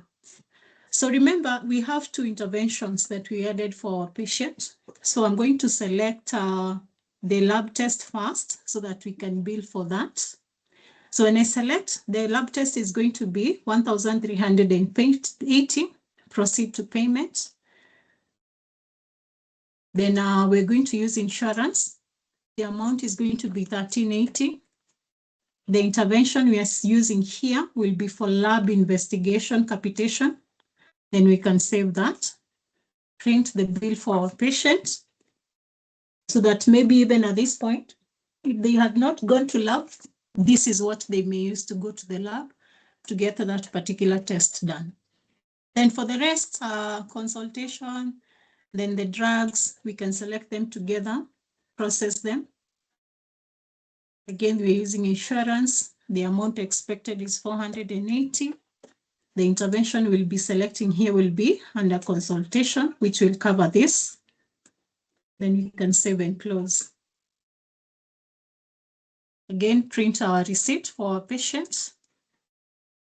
And when we are sure we are done, there's nothing else to be added. We can confirm the patient summary. We have payments done for today via insurance under different interventions, totaling to 1,860. And now we can proceed to conclude payment services from our patients within the billing area by closing the bill. So the first thing we've done at the accounting, one is to confirm the bill lines that have been raised are correct. If they are not, we can be able to add manually or ad hocly from searching for a patient, adding individual bill lines. Then when we do that, we are sure we've added everything. We come and we process the bill. Process of the bill is again dependent on a particular intervention and what each intervention supports. Then we have done that. We ensure we have processed the entire bill and the balance is at zero. The thing you should do is to ensure we close the bill. This is a mandatory requirement. So closing the bill brings this page and asking you for the reason. We can say payments made in full or services offered during this visit. Then you can close. The system is going to give you a message that the bill has been closed successfully. And now you will notice something has changed or happened. In place of the close bill button that we had, we now have the submit claim. So not unless you process the bill, then you ensure you close the bill, you will not be able to access the section for you now to submit this claim for this particular patient. So selecting submit claim, the system now will redirect the cashier to this particular page now that allows you to visualize the claims management only for this particular patient over time. So for example, we can be able to see different status for all claim activities that have happened to this patient over time. For example, we can be able to see our pending claim. Remember when we manage our patient, one of the successful messages we got was that a virtual claim has been started successfully. So that was the virtual claim, which is this one, started today at this particular time for our patient for a capitation service. The claim status is still in draft note because we have not yet submitted that claim. Then when we submit and we fulfill the claim, all the claim requirements, we will be able to see how now it transitions from sent to closed to paid over time. So let us get into our claim form to see now what happens next. So against this particular claim form for today, we will use the drop-down arrow to access the claim. We'll be able to visualize the claim summary showing the pair, which is SHA, the scheme that has been fixed. For our particular user, remember they were active on 2 schemes, PHC and SHIF. So when you have more than 2 schemes, automatically the highest scheme is the one that is going to be picked. If our user only had PHC, then the scheme that will be here would only be PHC. Then we'll see their member number, the service type, the claim, the date, the start and end date, and even the total amount that has been billed. Then we'll be able to see the interventions that we have selected for our patient over time. So we've been able to add a consultation intervention, and we were also able to add a lab investigation intervention. Then at the same time now, we'll be able to see some feedback even at this stage. One is that I'm hoping you can be able to see that we've been able to add specific bill lines. One was for complete blood count. The other one was for adult consultation. And we can be able to see a diagnosis has been attached. But at the same time, as much as this diagnosis has been attached, that is streptococcus tonsillitis, a failure has occurred to add the diagnosis to claim. PHC claim can only have 1 diagnosis per person. Unfortunately, I think my user had a previous diagnosis, but not for today. I don't know why it is not picking. This is a test case, unfortunately. But if they did not have another diagnosis that for a claim form that had been sent, it will show you a successful message. Then the other thing you need to do for this claim form is to ensure that we add a doctor. So by selecting this particular link, add doctor, we'll be able to attach a clinical officer, either a NEMO, a nurse, a CEO who has a valid license to this claim form. So I'm going to search my valid licensed clinical doctor and add them to the claim form. The system will tell you they have been added. And now you will also be able to see, let's reduce a bit, that our clinician has been added to this particular claim form. And you will proceed now to either submit the claim or cancel the claim. So the reason why this particular claim will not activate the submit button is because at this particular point I have an alert that a PHC claim can only have one diagnosis per person. That means that maybe another claim had been sent for this particular client, so it cannot send another claim for this particular time. That is an oversight, something that was supposed to be removed from the demo instance, but we can still be able to see that one. The system is well validated to help you in ways that you're not going to get as much rejections, it's going to reduce your rejection rate of claims being sent. So we can also be able to visualize what also can happen. One, you can also decide to cancel this particular claim at this point. If you do that, the system will require a reason. Either this was a wrong patient, the service was not given or service was given, a wrong benefit was selected, you may need to redo the entire thing. This visit has expired, maybe the patient will come tomorrow. The basic benefit has been exhausted, so you cannot be able to use SHA or claim via insurance. Maybe time barred for claiming and any other reason, and we can still be able to add now the particular reason and save and close. And when you do that, that particular claim will be cancelled. But in case if we manage to have submitted this particular claim, it will be sent through the HIE layer to SHA, who will now review it. And when that happens, it will transition to send. For example, when you go to send for a patient, we can be able to review one that was submitted for capitation. And we can be able to see for that, a particular diagnosis was attached to that claim for a total bill of 829. Again, it was just for basic consultation capitation. We can be able to see the billing and a clinician was added. So when that particular claim was submitted, you'll be able now to see over time the interaction with the HIE layer, showing you all the way from the draft submitted to provider up to the point where now the provider will give you specific instructions. For example, this one needs clarification after something has been done, so it is still under review. Feedback has not yet been done. We can also try to review another one, maybe that is under closed status, still for capitation.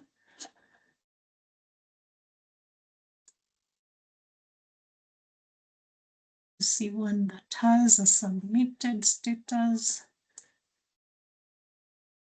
Let me see one that has paid for capitation, because that will give us our expectation at the end of the day. So for example, we can be able to review this one. It was for a basic still consultation, what we were trying to do, only that it only had consultation, and the diagnosis for malaria was attached. The claim summary was for 877. A doctor was attached, and we were able to submit that particular claim. And then over time, you'll be able to see the interactions that happened between the HIE layer and our system, all the way to the approval stage. So that means this particular claim has been approved and it is under the paid status, meaning now the facility will expect payment for this particular claim, and the status currently is submitted. And you will find we may not be able now to cancel this particular claim at this point. So over time, we'll be able to review for our patient the flows of our claim, all the way from pending status, sent, closed, and eventually to awaiting payment. So what should happen is we should not release our patient until the claim has been sent and you have gotten a successful feedback from the payer, so that we can be able to claim for that.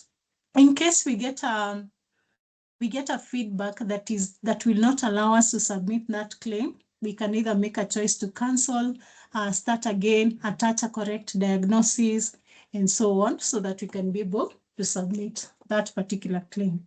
Then at the end of the day, when we are done, the last thing we should be able to do is to make sure that under actions, we're able to check out our patient from service. So I'm going to end here and usher in my colleague so that we can proceed with the next session.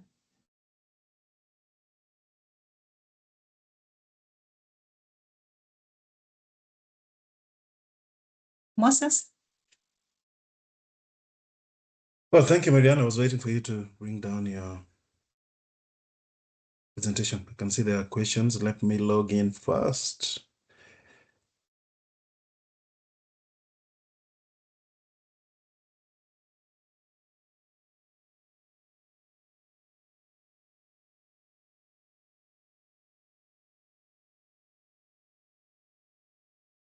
Mariana, you can take one question as I set this up.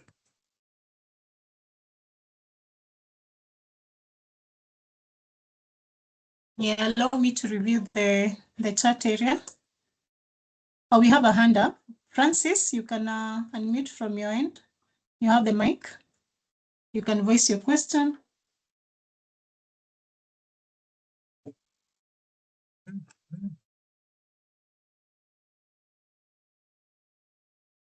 Then you can have Haji if Francis is not able to unmute from his end. Hi, Marianne, as we take up questions, we are requesting if you guys can take a short time just to fill for us a quick survey. It will be very important to just understand how the training has gone, whether you're satisfied or not, and the areas that you might need to improve on. So just take a short time and just help us fill in that post-training survey as we respond to your questions. Thanks.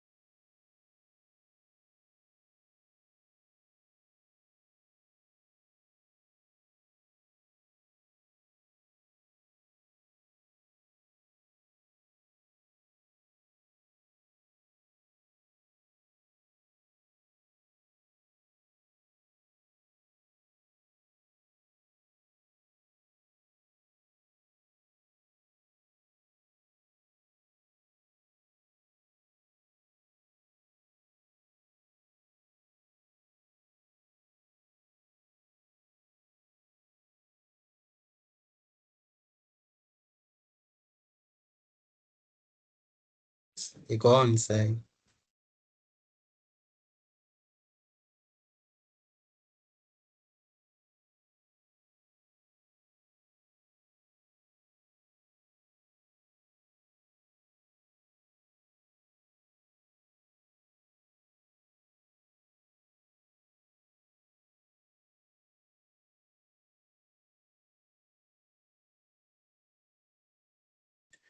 All right, as we fix our issues, we can have you just voice your questions. There is some login failure here from my end. So we can have a, you can see there's Haji combo. No, there's number one is Francis with your mic enabled. There is Leonard and then Haji. So all your mics have been enabled. You can ask your questions, and then starting with Francis. Then you'll be responded to. Please proceed.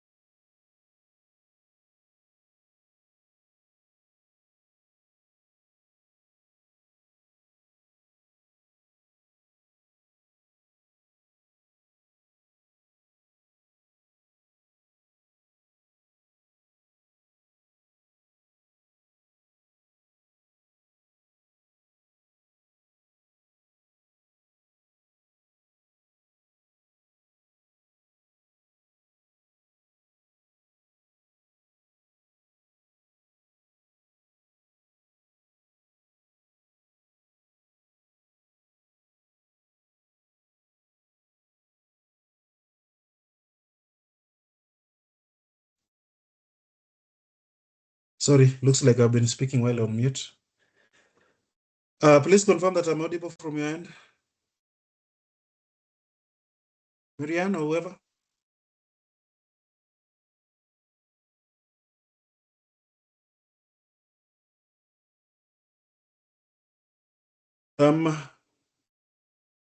Otieno, are you still on the call?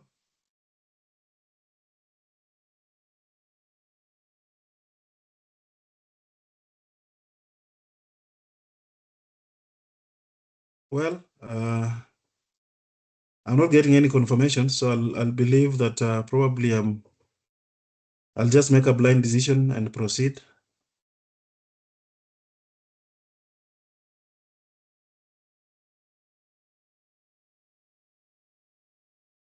Let me check from chat if I can be heard.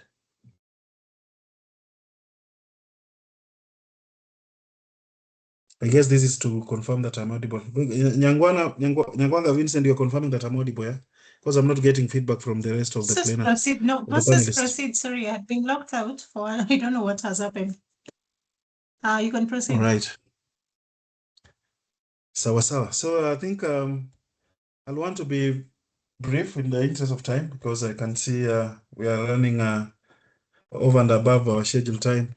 So without going through the entire onboarding process that Marianne took us through, I'll want to concentrate more on just also introducing you to, how do you take care of especially the second bit of PHC, which is has more to do with the MCH. So allow me to just take you through that bit, and I'm sure for purposes of my showcase, I'll not want to go the extra way of just probably active of onboarding a patient, because I'm sure that has well been elaborated by my two predecessors, both Marianne and John. They really emphasize on the need for us to identify our patients using the biometrics and also just getting them from the client registry. So of interest to me will be more of just trying to also reinforce the fact that one of the other important PHC packages that is offered under SHA is actually the MCH, and by this I mean so the entire cascade of MCH. So I'd already just enrolled a patient called Mary Maria that I'll want to utilize for this particular showcase. They already checked in.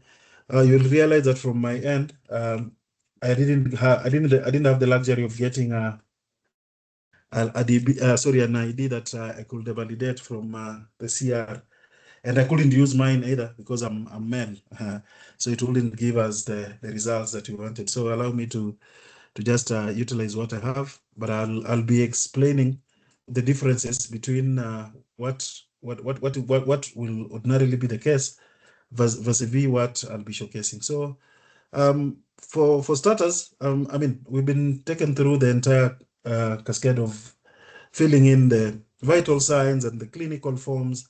So the only outlier here and the deviation from what we have already been shown is that we all are aware, those of us who have been utilizing the system, of the fact that in the Kenya EMR, TaifaCareK, the Kenya EMR, there are certain modules that are also can also be embedded, and they usually fall under the care panel feature. So for you to access them from the patient's or the patient summary or from the patient homepage, all you need to do is click on patient summary, and then you'll drill down to the care panel where you can go now to the program enrollment. And I'm sure one of the key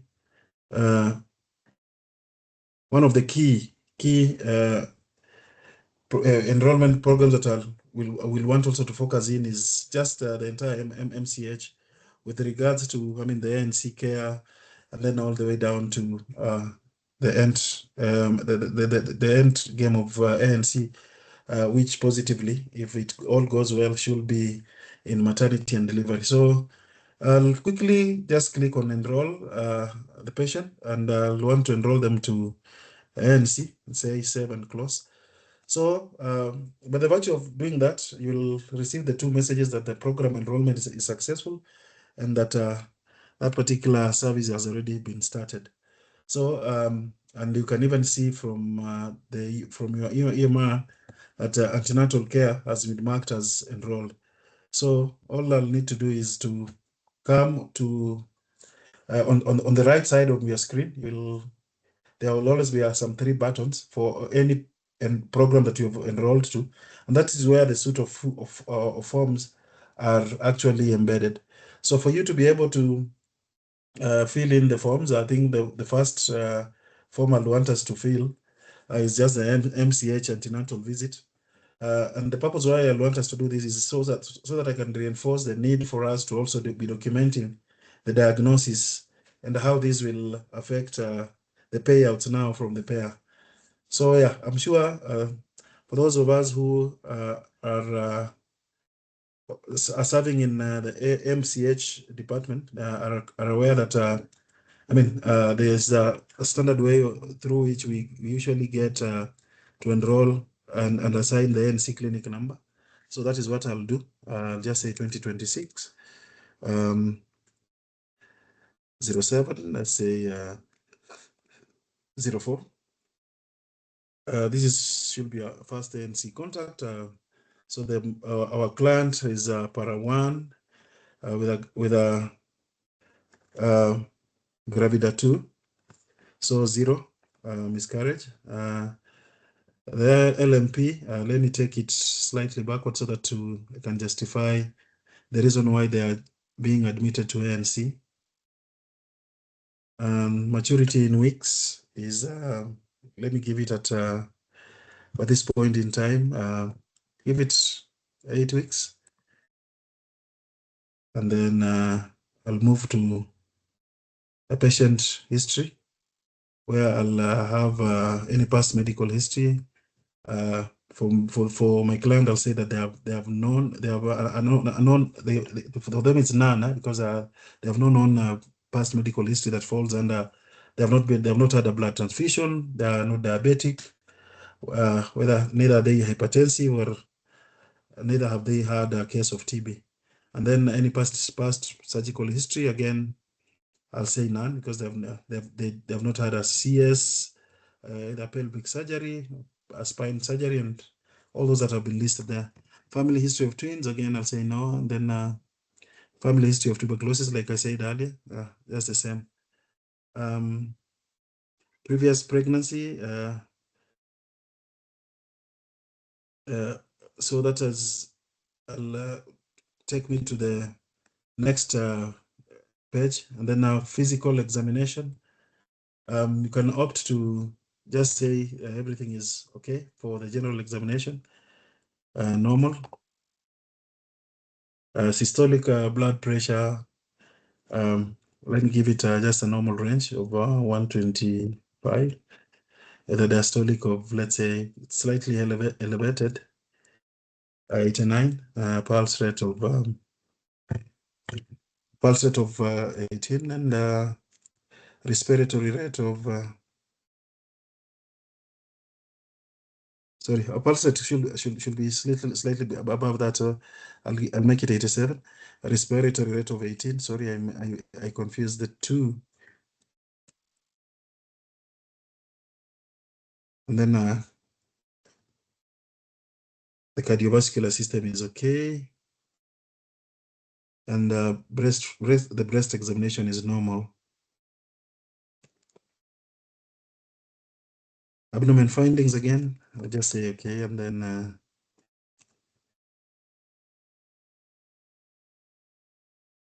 we are teasing out for more than just some of these fields are not required fields, so I'm sure we will most of the times will not want to. I'm sure most of the times we'll not want to, like the one touching on FGM, not to fill them, but yeah, it's just proper to also just be vigilant and ensure that you've documented everything. Present pregnancy, no pala, fundal height in weeks. I'm not so certain about this, but I'll give it 12. Presentation, there's a palpable mass, and then the lie is give it a longitudinal, and then fetal heart rate is regular. I can make it 123, and fetal movement is present, and then a screen for mental health. The antenatal profile done elsewhere. No. Patient on anti-TB drugs. So if there will be need for us to order for the ANC profile, I think that is a point where that will be done from the ad lab order, and I'm sure that again will define our interventions, just like Marianne has specified the other side. But we all understand that the ANC profile is usually a combination of so many tests. So I'll want to skip that in the interest of time. Cough of any duration, no. So we are just screening for TB. Let us just screen for TB and ensure that our mother doesn't need to doesn't pass for a TB patient. Ultrasound done during this visit now. So if there's need for an ultrasound, you can add an imaging order, and then the triple testing. So HIV testing during this visit. Yes, this was done, and this is the initial. Has consent been given? Yes, and then client tested as an individual because they showed up alone. And then the kit name, usually print screen and with the following lot number and expiry date. And the test result is that they're non-reactive.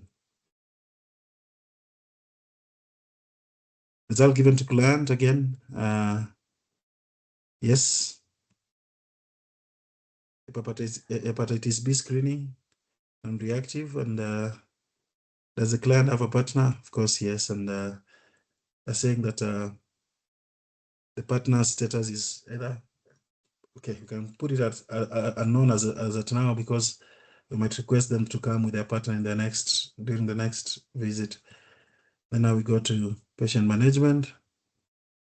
So any preventive services, if there are any that were given, you can tick them here. So you can say that they were given long-lasting insecticidal net due to the fact that probably they are residing in a high endemic malaria area, and then that infant feeding counseling was also done, as much as it's still way early. And the counseling on exclusive breastfeeding also reinforced, and that they have received NC counseling on the following subjects. So the birth plans, the danger signs, and HIV and supplemental feeding. And then they're not going to be referred. They'll be given a next appointment for probably 2 months from now.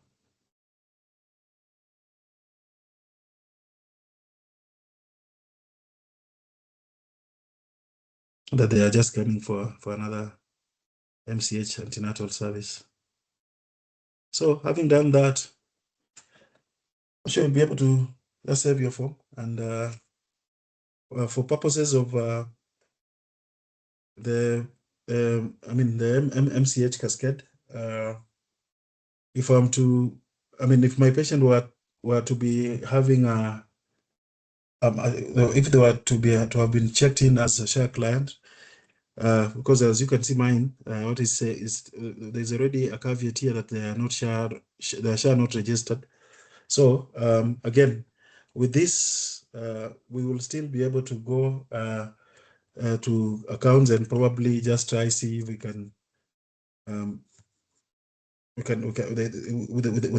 the purpose of just raising the claims for such patients again.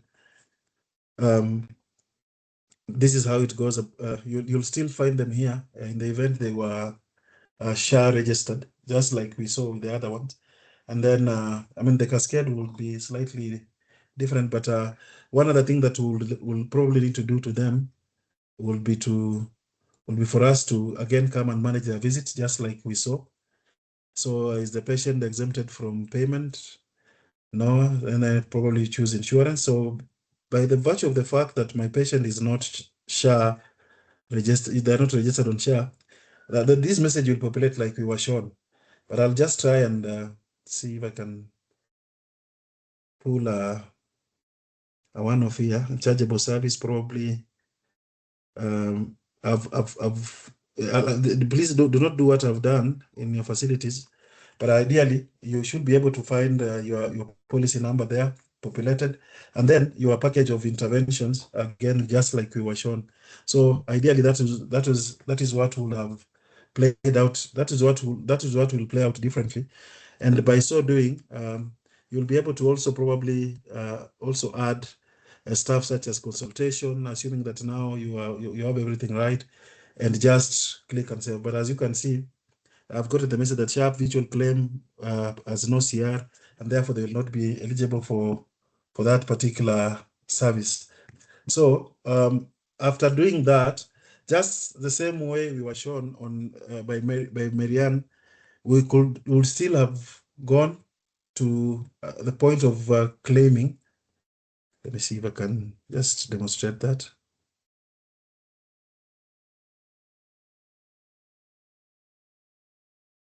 So they are not, but the virtue of the fact that they are not sharp patients, I'll not be able to find them here.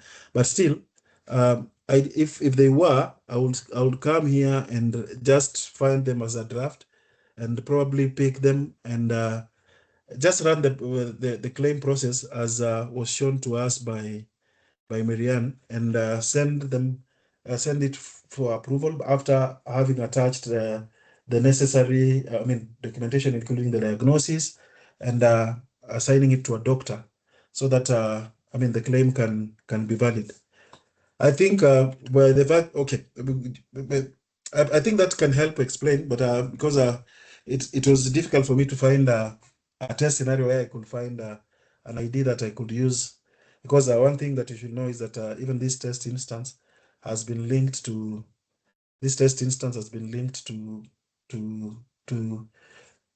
the client registry, and that's the reason why we are able to pull some of those things. I guess I'll want to probably just pause there and open it up to any questions that any member of the plenary could be having, or the participants could be having, in the interest of time.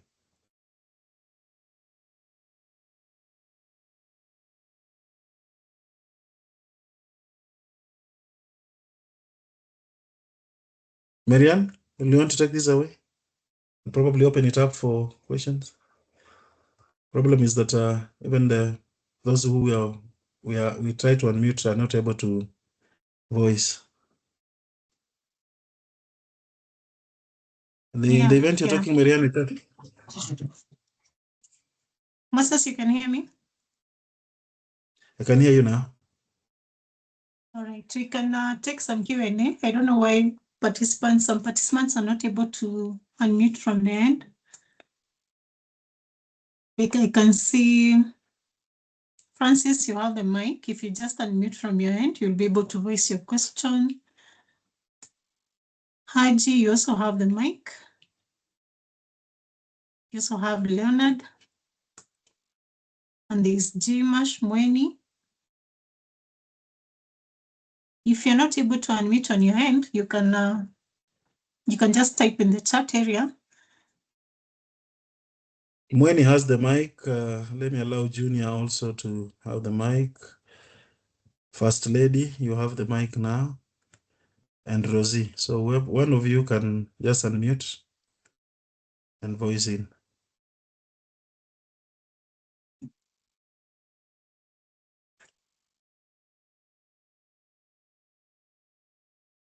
Hello. Hello. Good evening. Good evening. My name is Achkombo from Current Dispensary. So I have a problem in my TaifaCare system. So if I want to add a service form, so nikienda kwa concept, nikijaza hiyo concept haileti, hakuna kitu ina pop. Then hapo kwa billing, nikienda kwa billing, CR number haipop. Hizo saa nani chargeable services as pop, so niko stranded. Sijui nifanye nini. What did you say your facility is again, Haji? Kaweni Dispensary. Kaweni. Kaweni Dispensary. In Kilifi. Kilifi, Malindi sub-county. All right, it means I'll have a good to try to respond to you, but it looks like probably either we'll try to check whether one, the HIE integrations for that facilities have been done. Two, I even doubt whether you have included your billables, like which was shown to us by whether any billable charges have been done. Alafu ulisema nini nyingine? There was an issue with you picking nini from the insurance. Ukiweka insurance haikuletei hizo packages. Let hizo packages. I think we already know, and for all those three things that have been mentioned, you're mentioning that they have been mentioned in this training. But because I remember Marianne actually emphasizing that at the point of starting, when you're activating a facility, to see change zile configurations zimekuja na database. So I think that is one of the reasons why you are having that. So, but we'll just take time to look at your database and see how we can fix it. So Kaweni, sawa, remember. Kaweni dispensary. All right. Asante. Ogutu, you wanted to take a dig at that?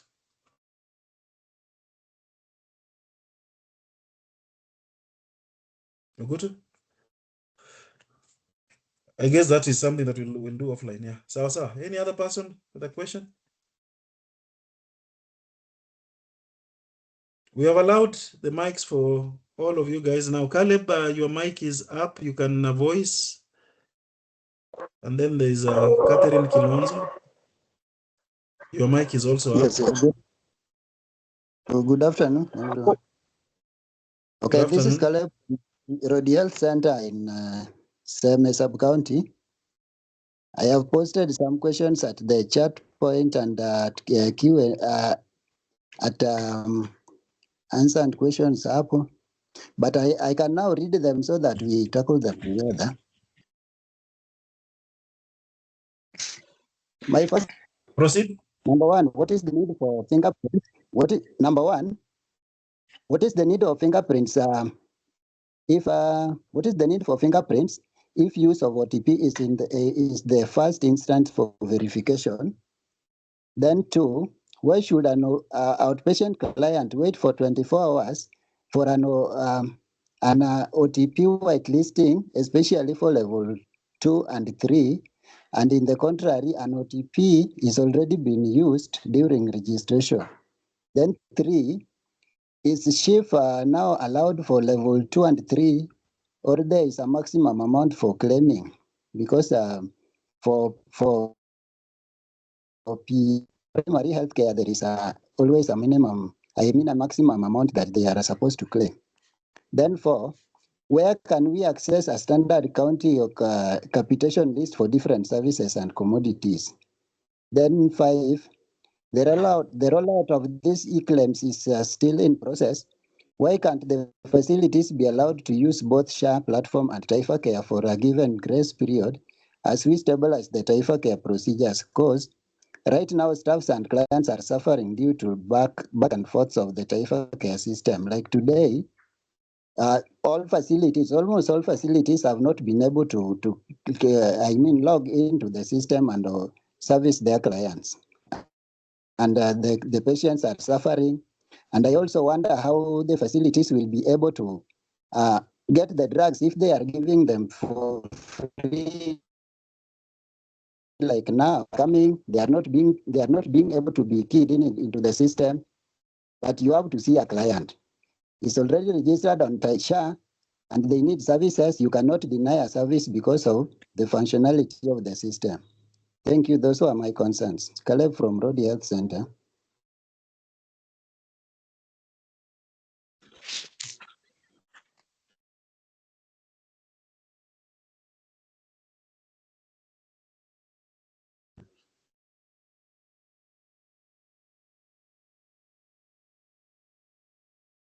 Moses, if you allow, we can redirect the questions from Caleb to Grace. Grace, if you are on call, you can help us to answer some of the questions that Caleb has raised, touching more on DHA guidance.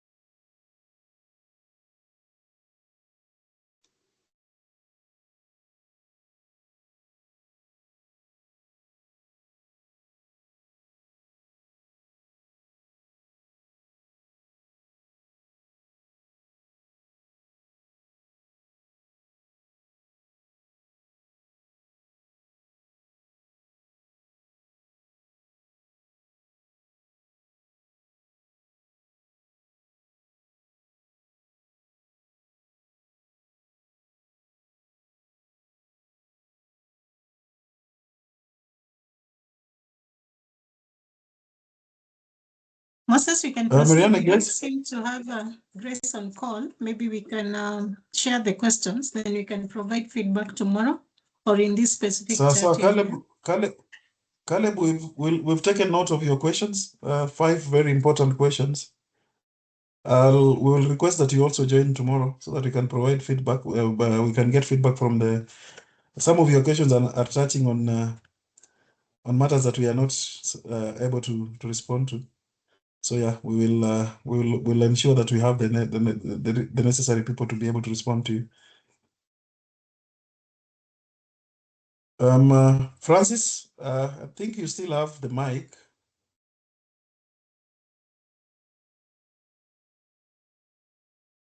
If Francis is not ready, there's Catherine Kilonzo. I've given you the mic too. Thank you very much for the training. Mine is just to request whoever is in the training to ensure they register in the link that has been shared. We want to know the number of people that have been trained per county and those who have been able to attend this meeting. Thank you. Kindly ensure you register. Thank you, Doc. I didn't know you were in, so we'll have given you the last minute to speak. But thank you for making it to this call. It has been communicated, please ensure that you register so that we can just keep tabs on who has been trained. Kiwe, you have the mic? Hello. Hello. Good evening. Good evening to you, Kiwe. Hello. Hello. We can hear you, Kiwe. Okay, my question goes to biometric verification. I have tried several times, but it doesn't work for me. It keeps on reading that verification fails, and I cannot check in patient. So what do I do from there if the verification fails and I cannot use the OTP whitelisting? Thank you.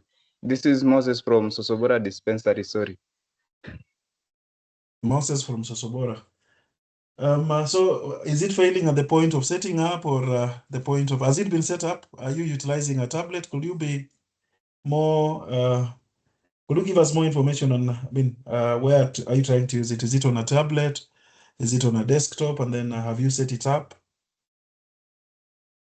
Yeah, it is in a tablet. Yeah, I've managed to set it up from the health ID. Then I tried to verify my CAPTCHA and it was doing well. Then on patient authentication, that's where the problem comes. When you want to verify the patient, that is Proceed, where Moses. the problem. Now? No, just proceed. Yeah, I'm saying, yeah. Ukifikia hapa kwa patient authentication, inakupea an option of use biometric or use OTP. Then when you use biometric, inakuambia there's error, biometric verification failed, biometric agent not running, please start the agent on this workstation and try again. Then ukijaribu kuretry. I think the error you're getting is explicit that there's a disconnect between should I call it the health ID and the interface that you are using, eh? Because azipatani, that's what it's saying. Sasa tunafanyaje? Maana nimejaribu kung'oa nirudishe, niende tena kwa health ID, ni verify CAPTCHA, it doesn't work. We might just have to ensure that you get remote support from wherever you are. But yeah, we'll see how to provide support, either from ourselves or because it looks like the connection is fine. But one other thing you can try before you even look at it, is just try also to update the tablet, because you have confirmed that you're utilizing the tablet. Kama unaweza pata Wi-Fi mzuri, connect to it and then ensure that the tablet is up to date with the latest upgrades. I'm sure that can help. Sijui kama tumeelewana. Nimejaribu kuupdate ikaniambia iko updated, imekuwa updated tu juzi, so there's no need to update. Oh, okay. So this is Sosobora. Yes, Sosobora dispensary, Malindi sub-county, Jilore ward. Okay, I think I've noted that down. We'll see what to do to help you. It's okay. Thank you.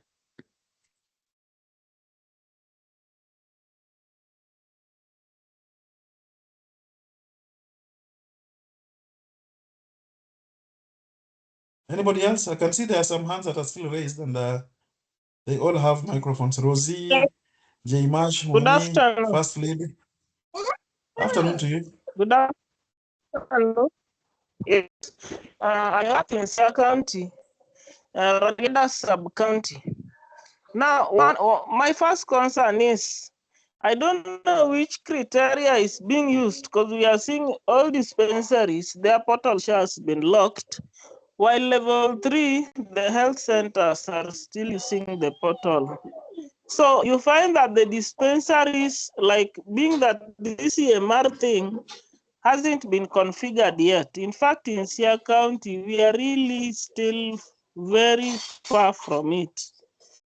So if you disable the dispensaries and the level 3s are working using the portal SHA, now I don't know what is happening again. With us, the dispensaries, like the questions for Caleb, they are cutting across, because you find that the SHA still is not configured. I mean, this EMR is still not configured. There are a lot of things still hanging. We were told to update. Still, those chargeable services are not coming. When we ask the team that were training us, they tell us they're also still waiting for feedback. And time is going. We can't stop seeing patients because the EMR is still not working well. And now we are seeing the patients, we cannot claim, everything is on hold. If this EMR is not yet configured and it's not up to date, why don't you leave the SHA portal open for everybody? Not that others are claiming, others cannot claim. Thank you. Well, that was Sante. You said I could only pick the name First Lady. Okay, my question was. Please introduce yourself and the. Good evening. Okay, I'm Cynthia Okoth, working at. I am Cynthia Okoth, working at Litare Health Center in Homa Bay County. Then my question is, what for the verification of those with license, you only talk of most clinicians and nurses. What of the other cadres? Because personally, my account still reads unlicensed. Is it okay if it reads that? What is your cadre? I'm an HRIO. I'm sure we have not yet integrated with the health records officers regulatory body, but yeah, I guess that doesn't stop you from doing your duties of even pushing for claims, as long as you have an ID attached to your profile. Yeah, is for the ID, should it be your personal ID? Yes, your national ID. It is the one that we are using to that applies to all other cadres. Maybe you have HTS providers, some of us are clerks, Nini. Does it apply to all other cadres, those without licenses?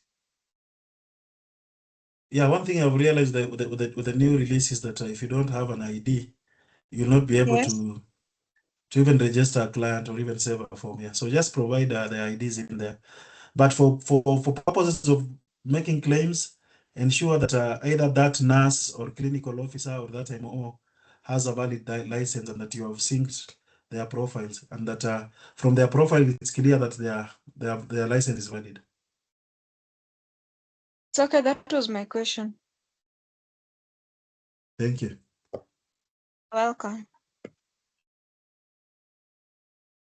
J Mash.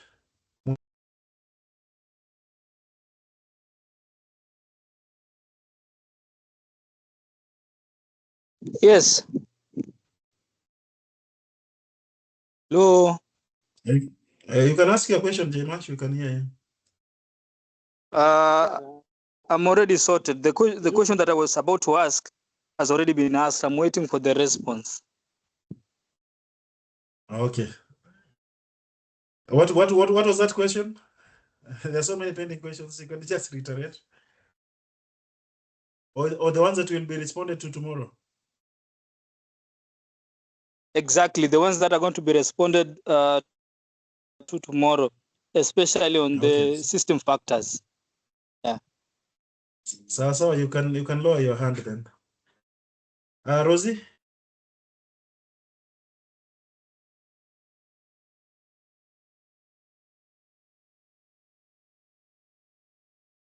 There's a participant who goes by the name of Rosie. You have the mic. Just unmute from your end.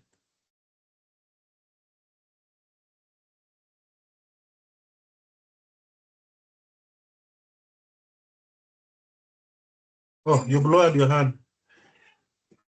Sawa. All right. We still have some more hands up. Lucio Oio.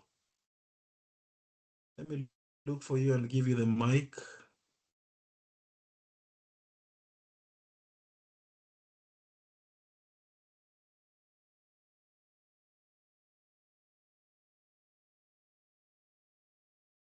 Can't find Lucy. Oh, she's dropped her mic. A hand. But as I wait for you, Joseph, you have the mic. Amos, you have the mic. Lucy, just lift your hand up again so that I can locate you. Don't lower it down, Lucy. Okay, so I've seen you now. Okay. Can we have someone post the registration link in the group again? I've shared it in the WhatsApp group. Right? We only have 19 Pardon? members registered. Can you request? Okay. You post the registration link? We only have 19 members registered. Also the registration link, yeah. Please, there is this registration link that is on chat. It just been posted by Otieno, but I'll still repost it. It's called Kenya EMR registration training on 14th July 2026. Sawa, please let us register. It's critical that we know the numbers that we have or people that have been registered. Lucy, you can unmute and go.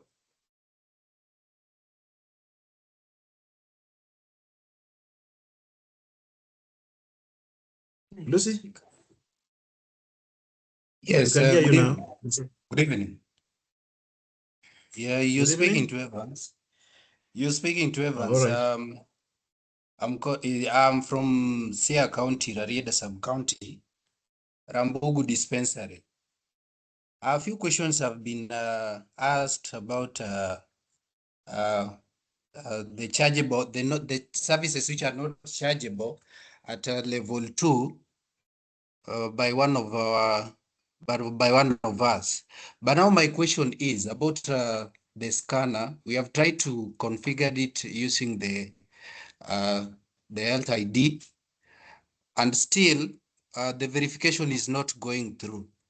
So even serving the client through the scanner through the TaifaCare, we are still not able to do this. So our concern is clients are coming. We are still not able to do our claims. Even if you've done the registration now, you've explained it through the presenters here. But now when it comes to the part where you should be able to have an option of insurance, that is the SHA, because at our level we are using the PHC. And now that drop down of SHA is not coming out, so you're not able to proceed. You will see the client flow from registration, you do the triage consultation, you send to lab, and until you want to dispense. Now the gray area is while you want to dispense, I believe that all these services at one point there should be a pop-up where you are guided whether to charge or not to charge. So this is not coming out. That's where the confusion is coming kindly.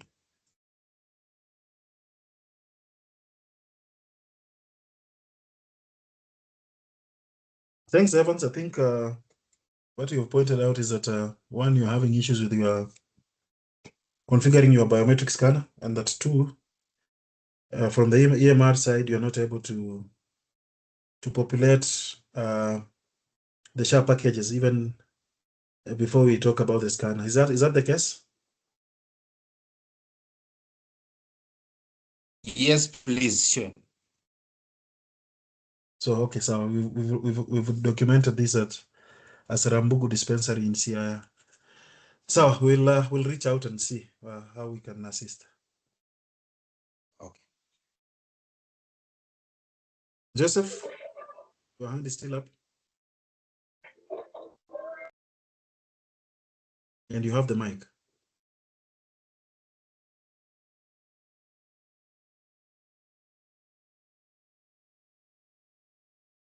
If Joseph is not ready, then I can hand the.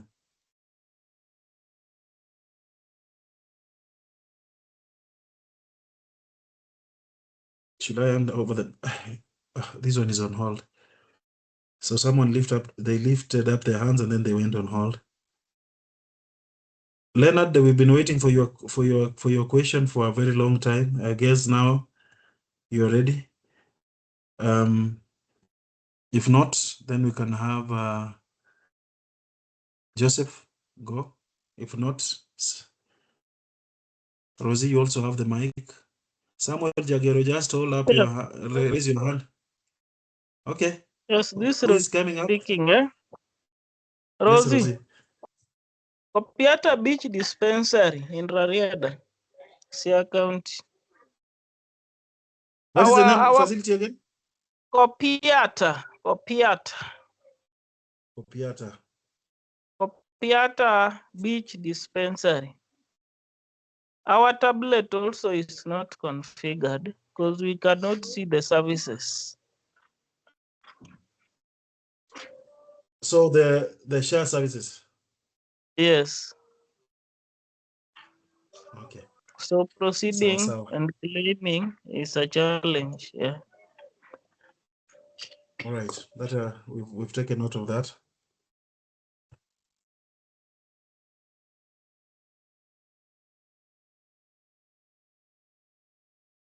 Sharon Ouma.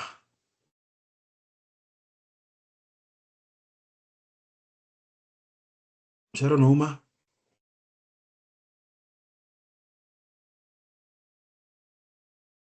You have the mic.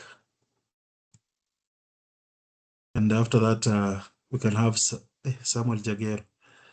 All right. Sharon?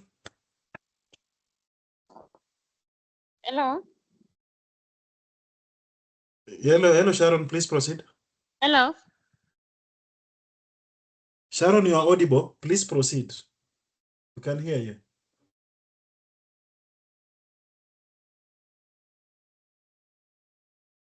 Hello. Okay. Can you hear me? Yes, we can hear you, Sharon. Can you hear us?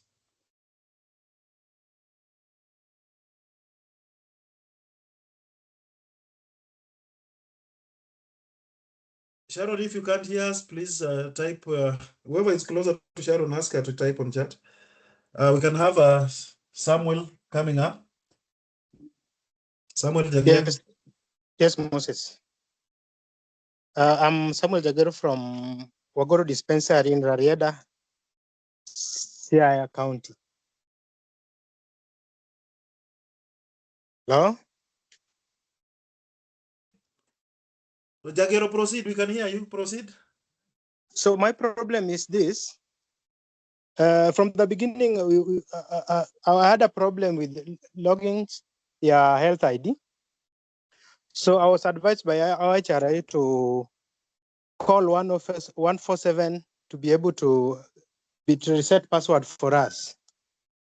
So after resetting the password, the email, our email was, and we were able to get the reset the passwords from the email. So I was advised by them to sign out and sign in again. So after signing out, to be able to sign in again, I realized that the email had details for the former in charge who was serving by then. So I've tried to access the former in charge and unable to reach her, even to be able to reset for us the email, to reset for us the password for the email from her side. So how can we go about it? Because even now, even after I've called her, she doesn't even pick the calls. How can I go about it? Thank you, Samuel. I think that is touching on the transitioning of the facility credentials from a former in charge to you. I'm sure probably, I don't know, Catherine, are you still in the call? Because it looks like this is touching on SHA. If you want to take this, or probably we can have you look at it first. The facility is called Waguru Dispensary in Siaya County. Waguru, yeah.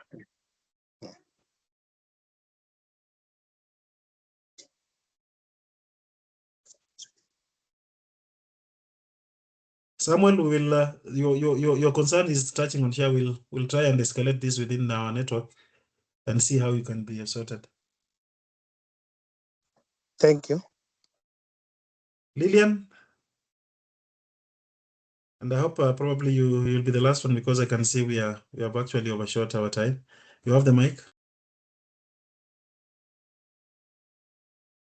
Lillian Ogola, you have the mic.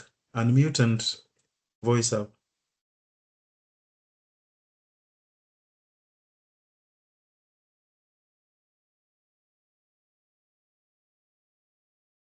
Lillian? Okay. Looks like Lillian is unable to.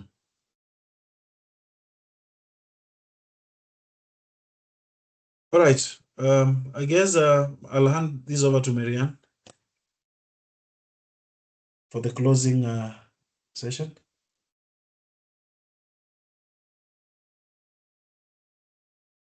Marianne?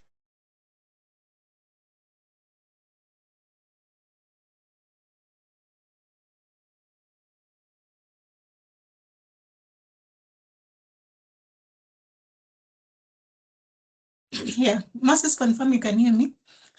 I hope I don't get timed out. I've had issues with my connectivity throughout the session. So what I'd like to say is that thank you guys for making time for this training.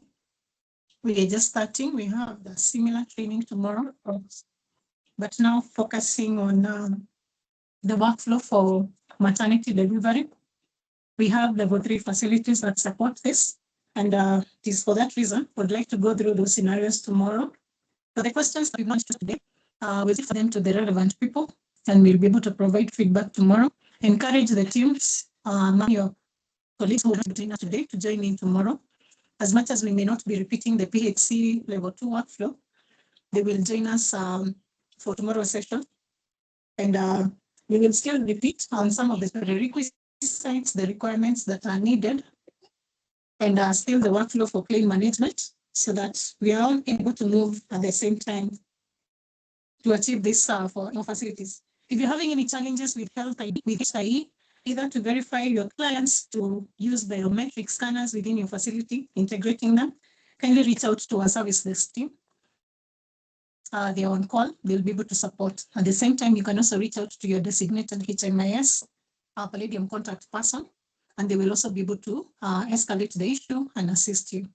On that note, have a lovely evening. Thank you for making time for this call. And we do hope that you were able to fill the survey for us. We actually appreciate your time. Thank you and good evening.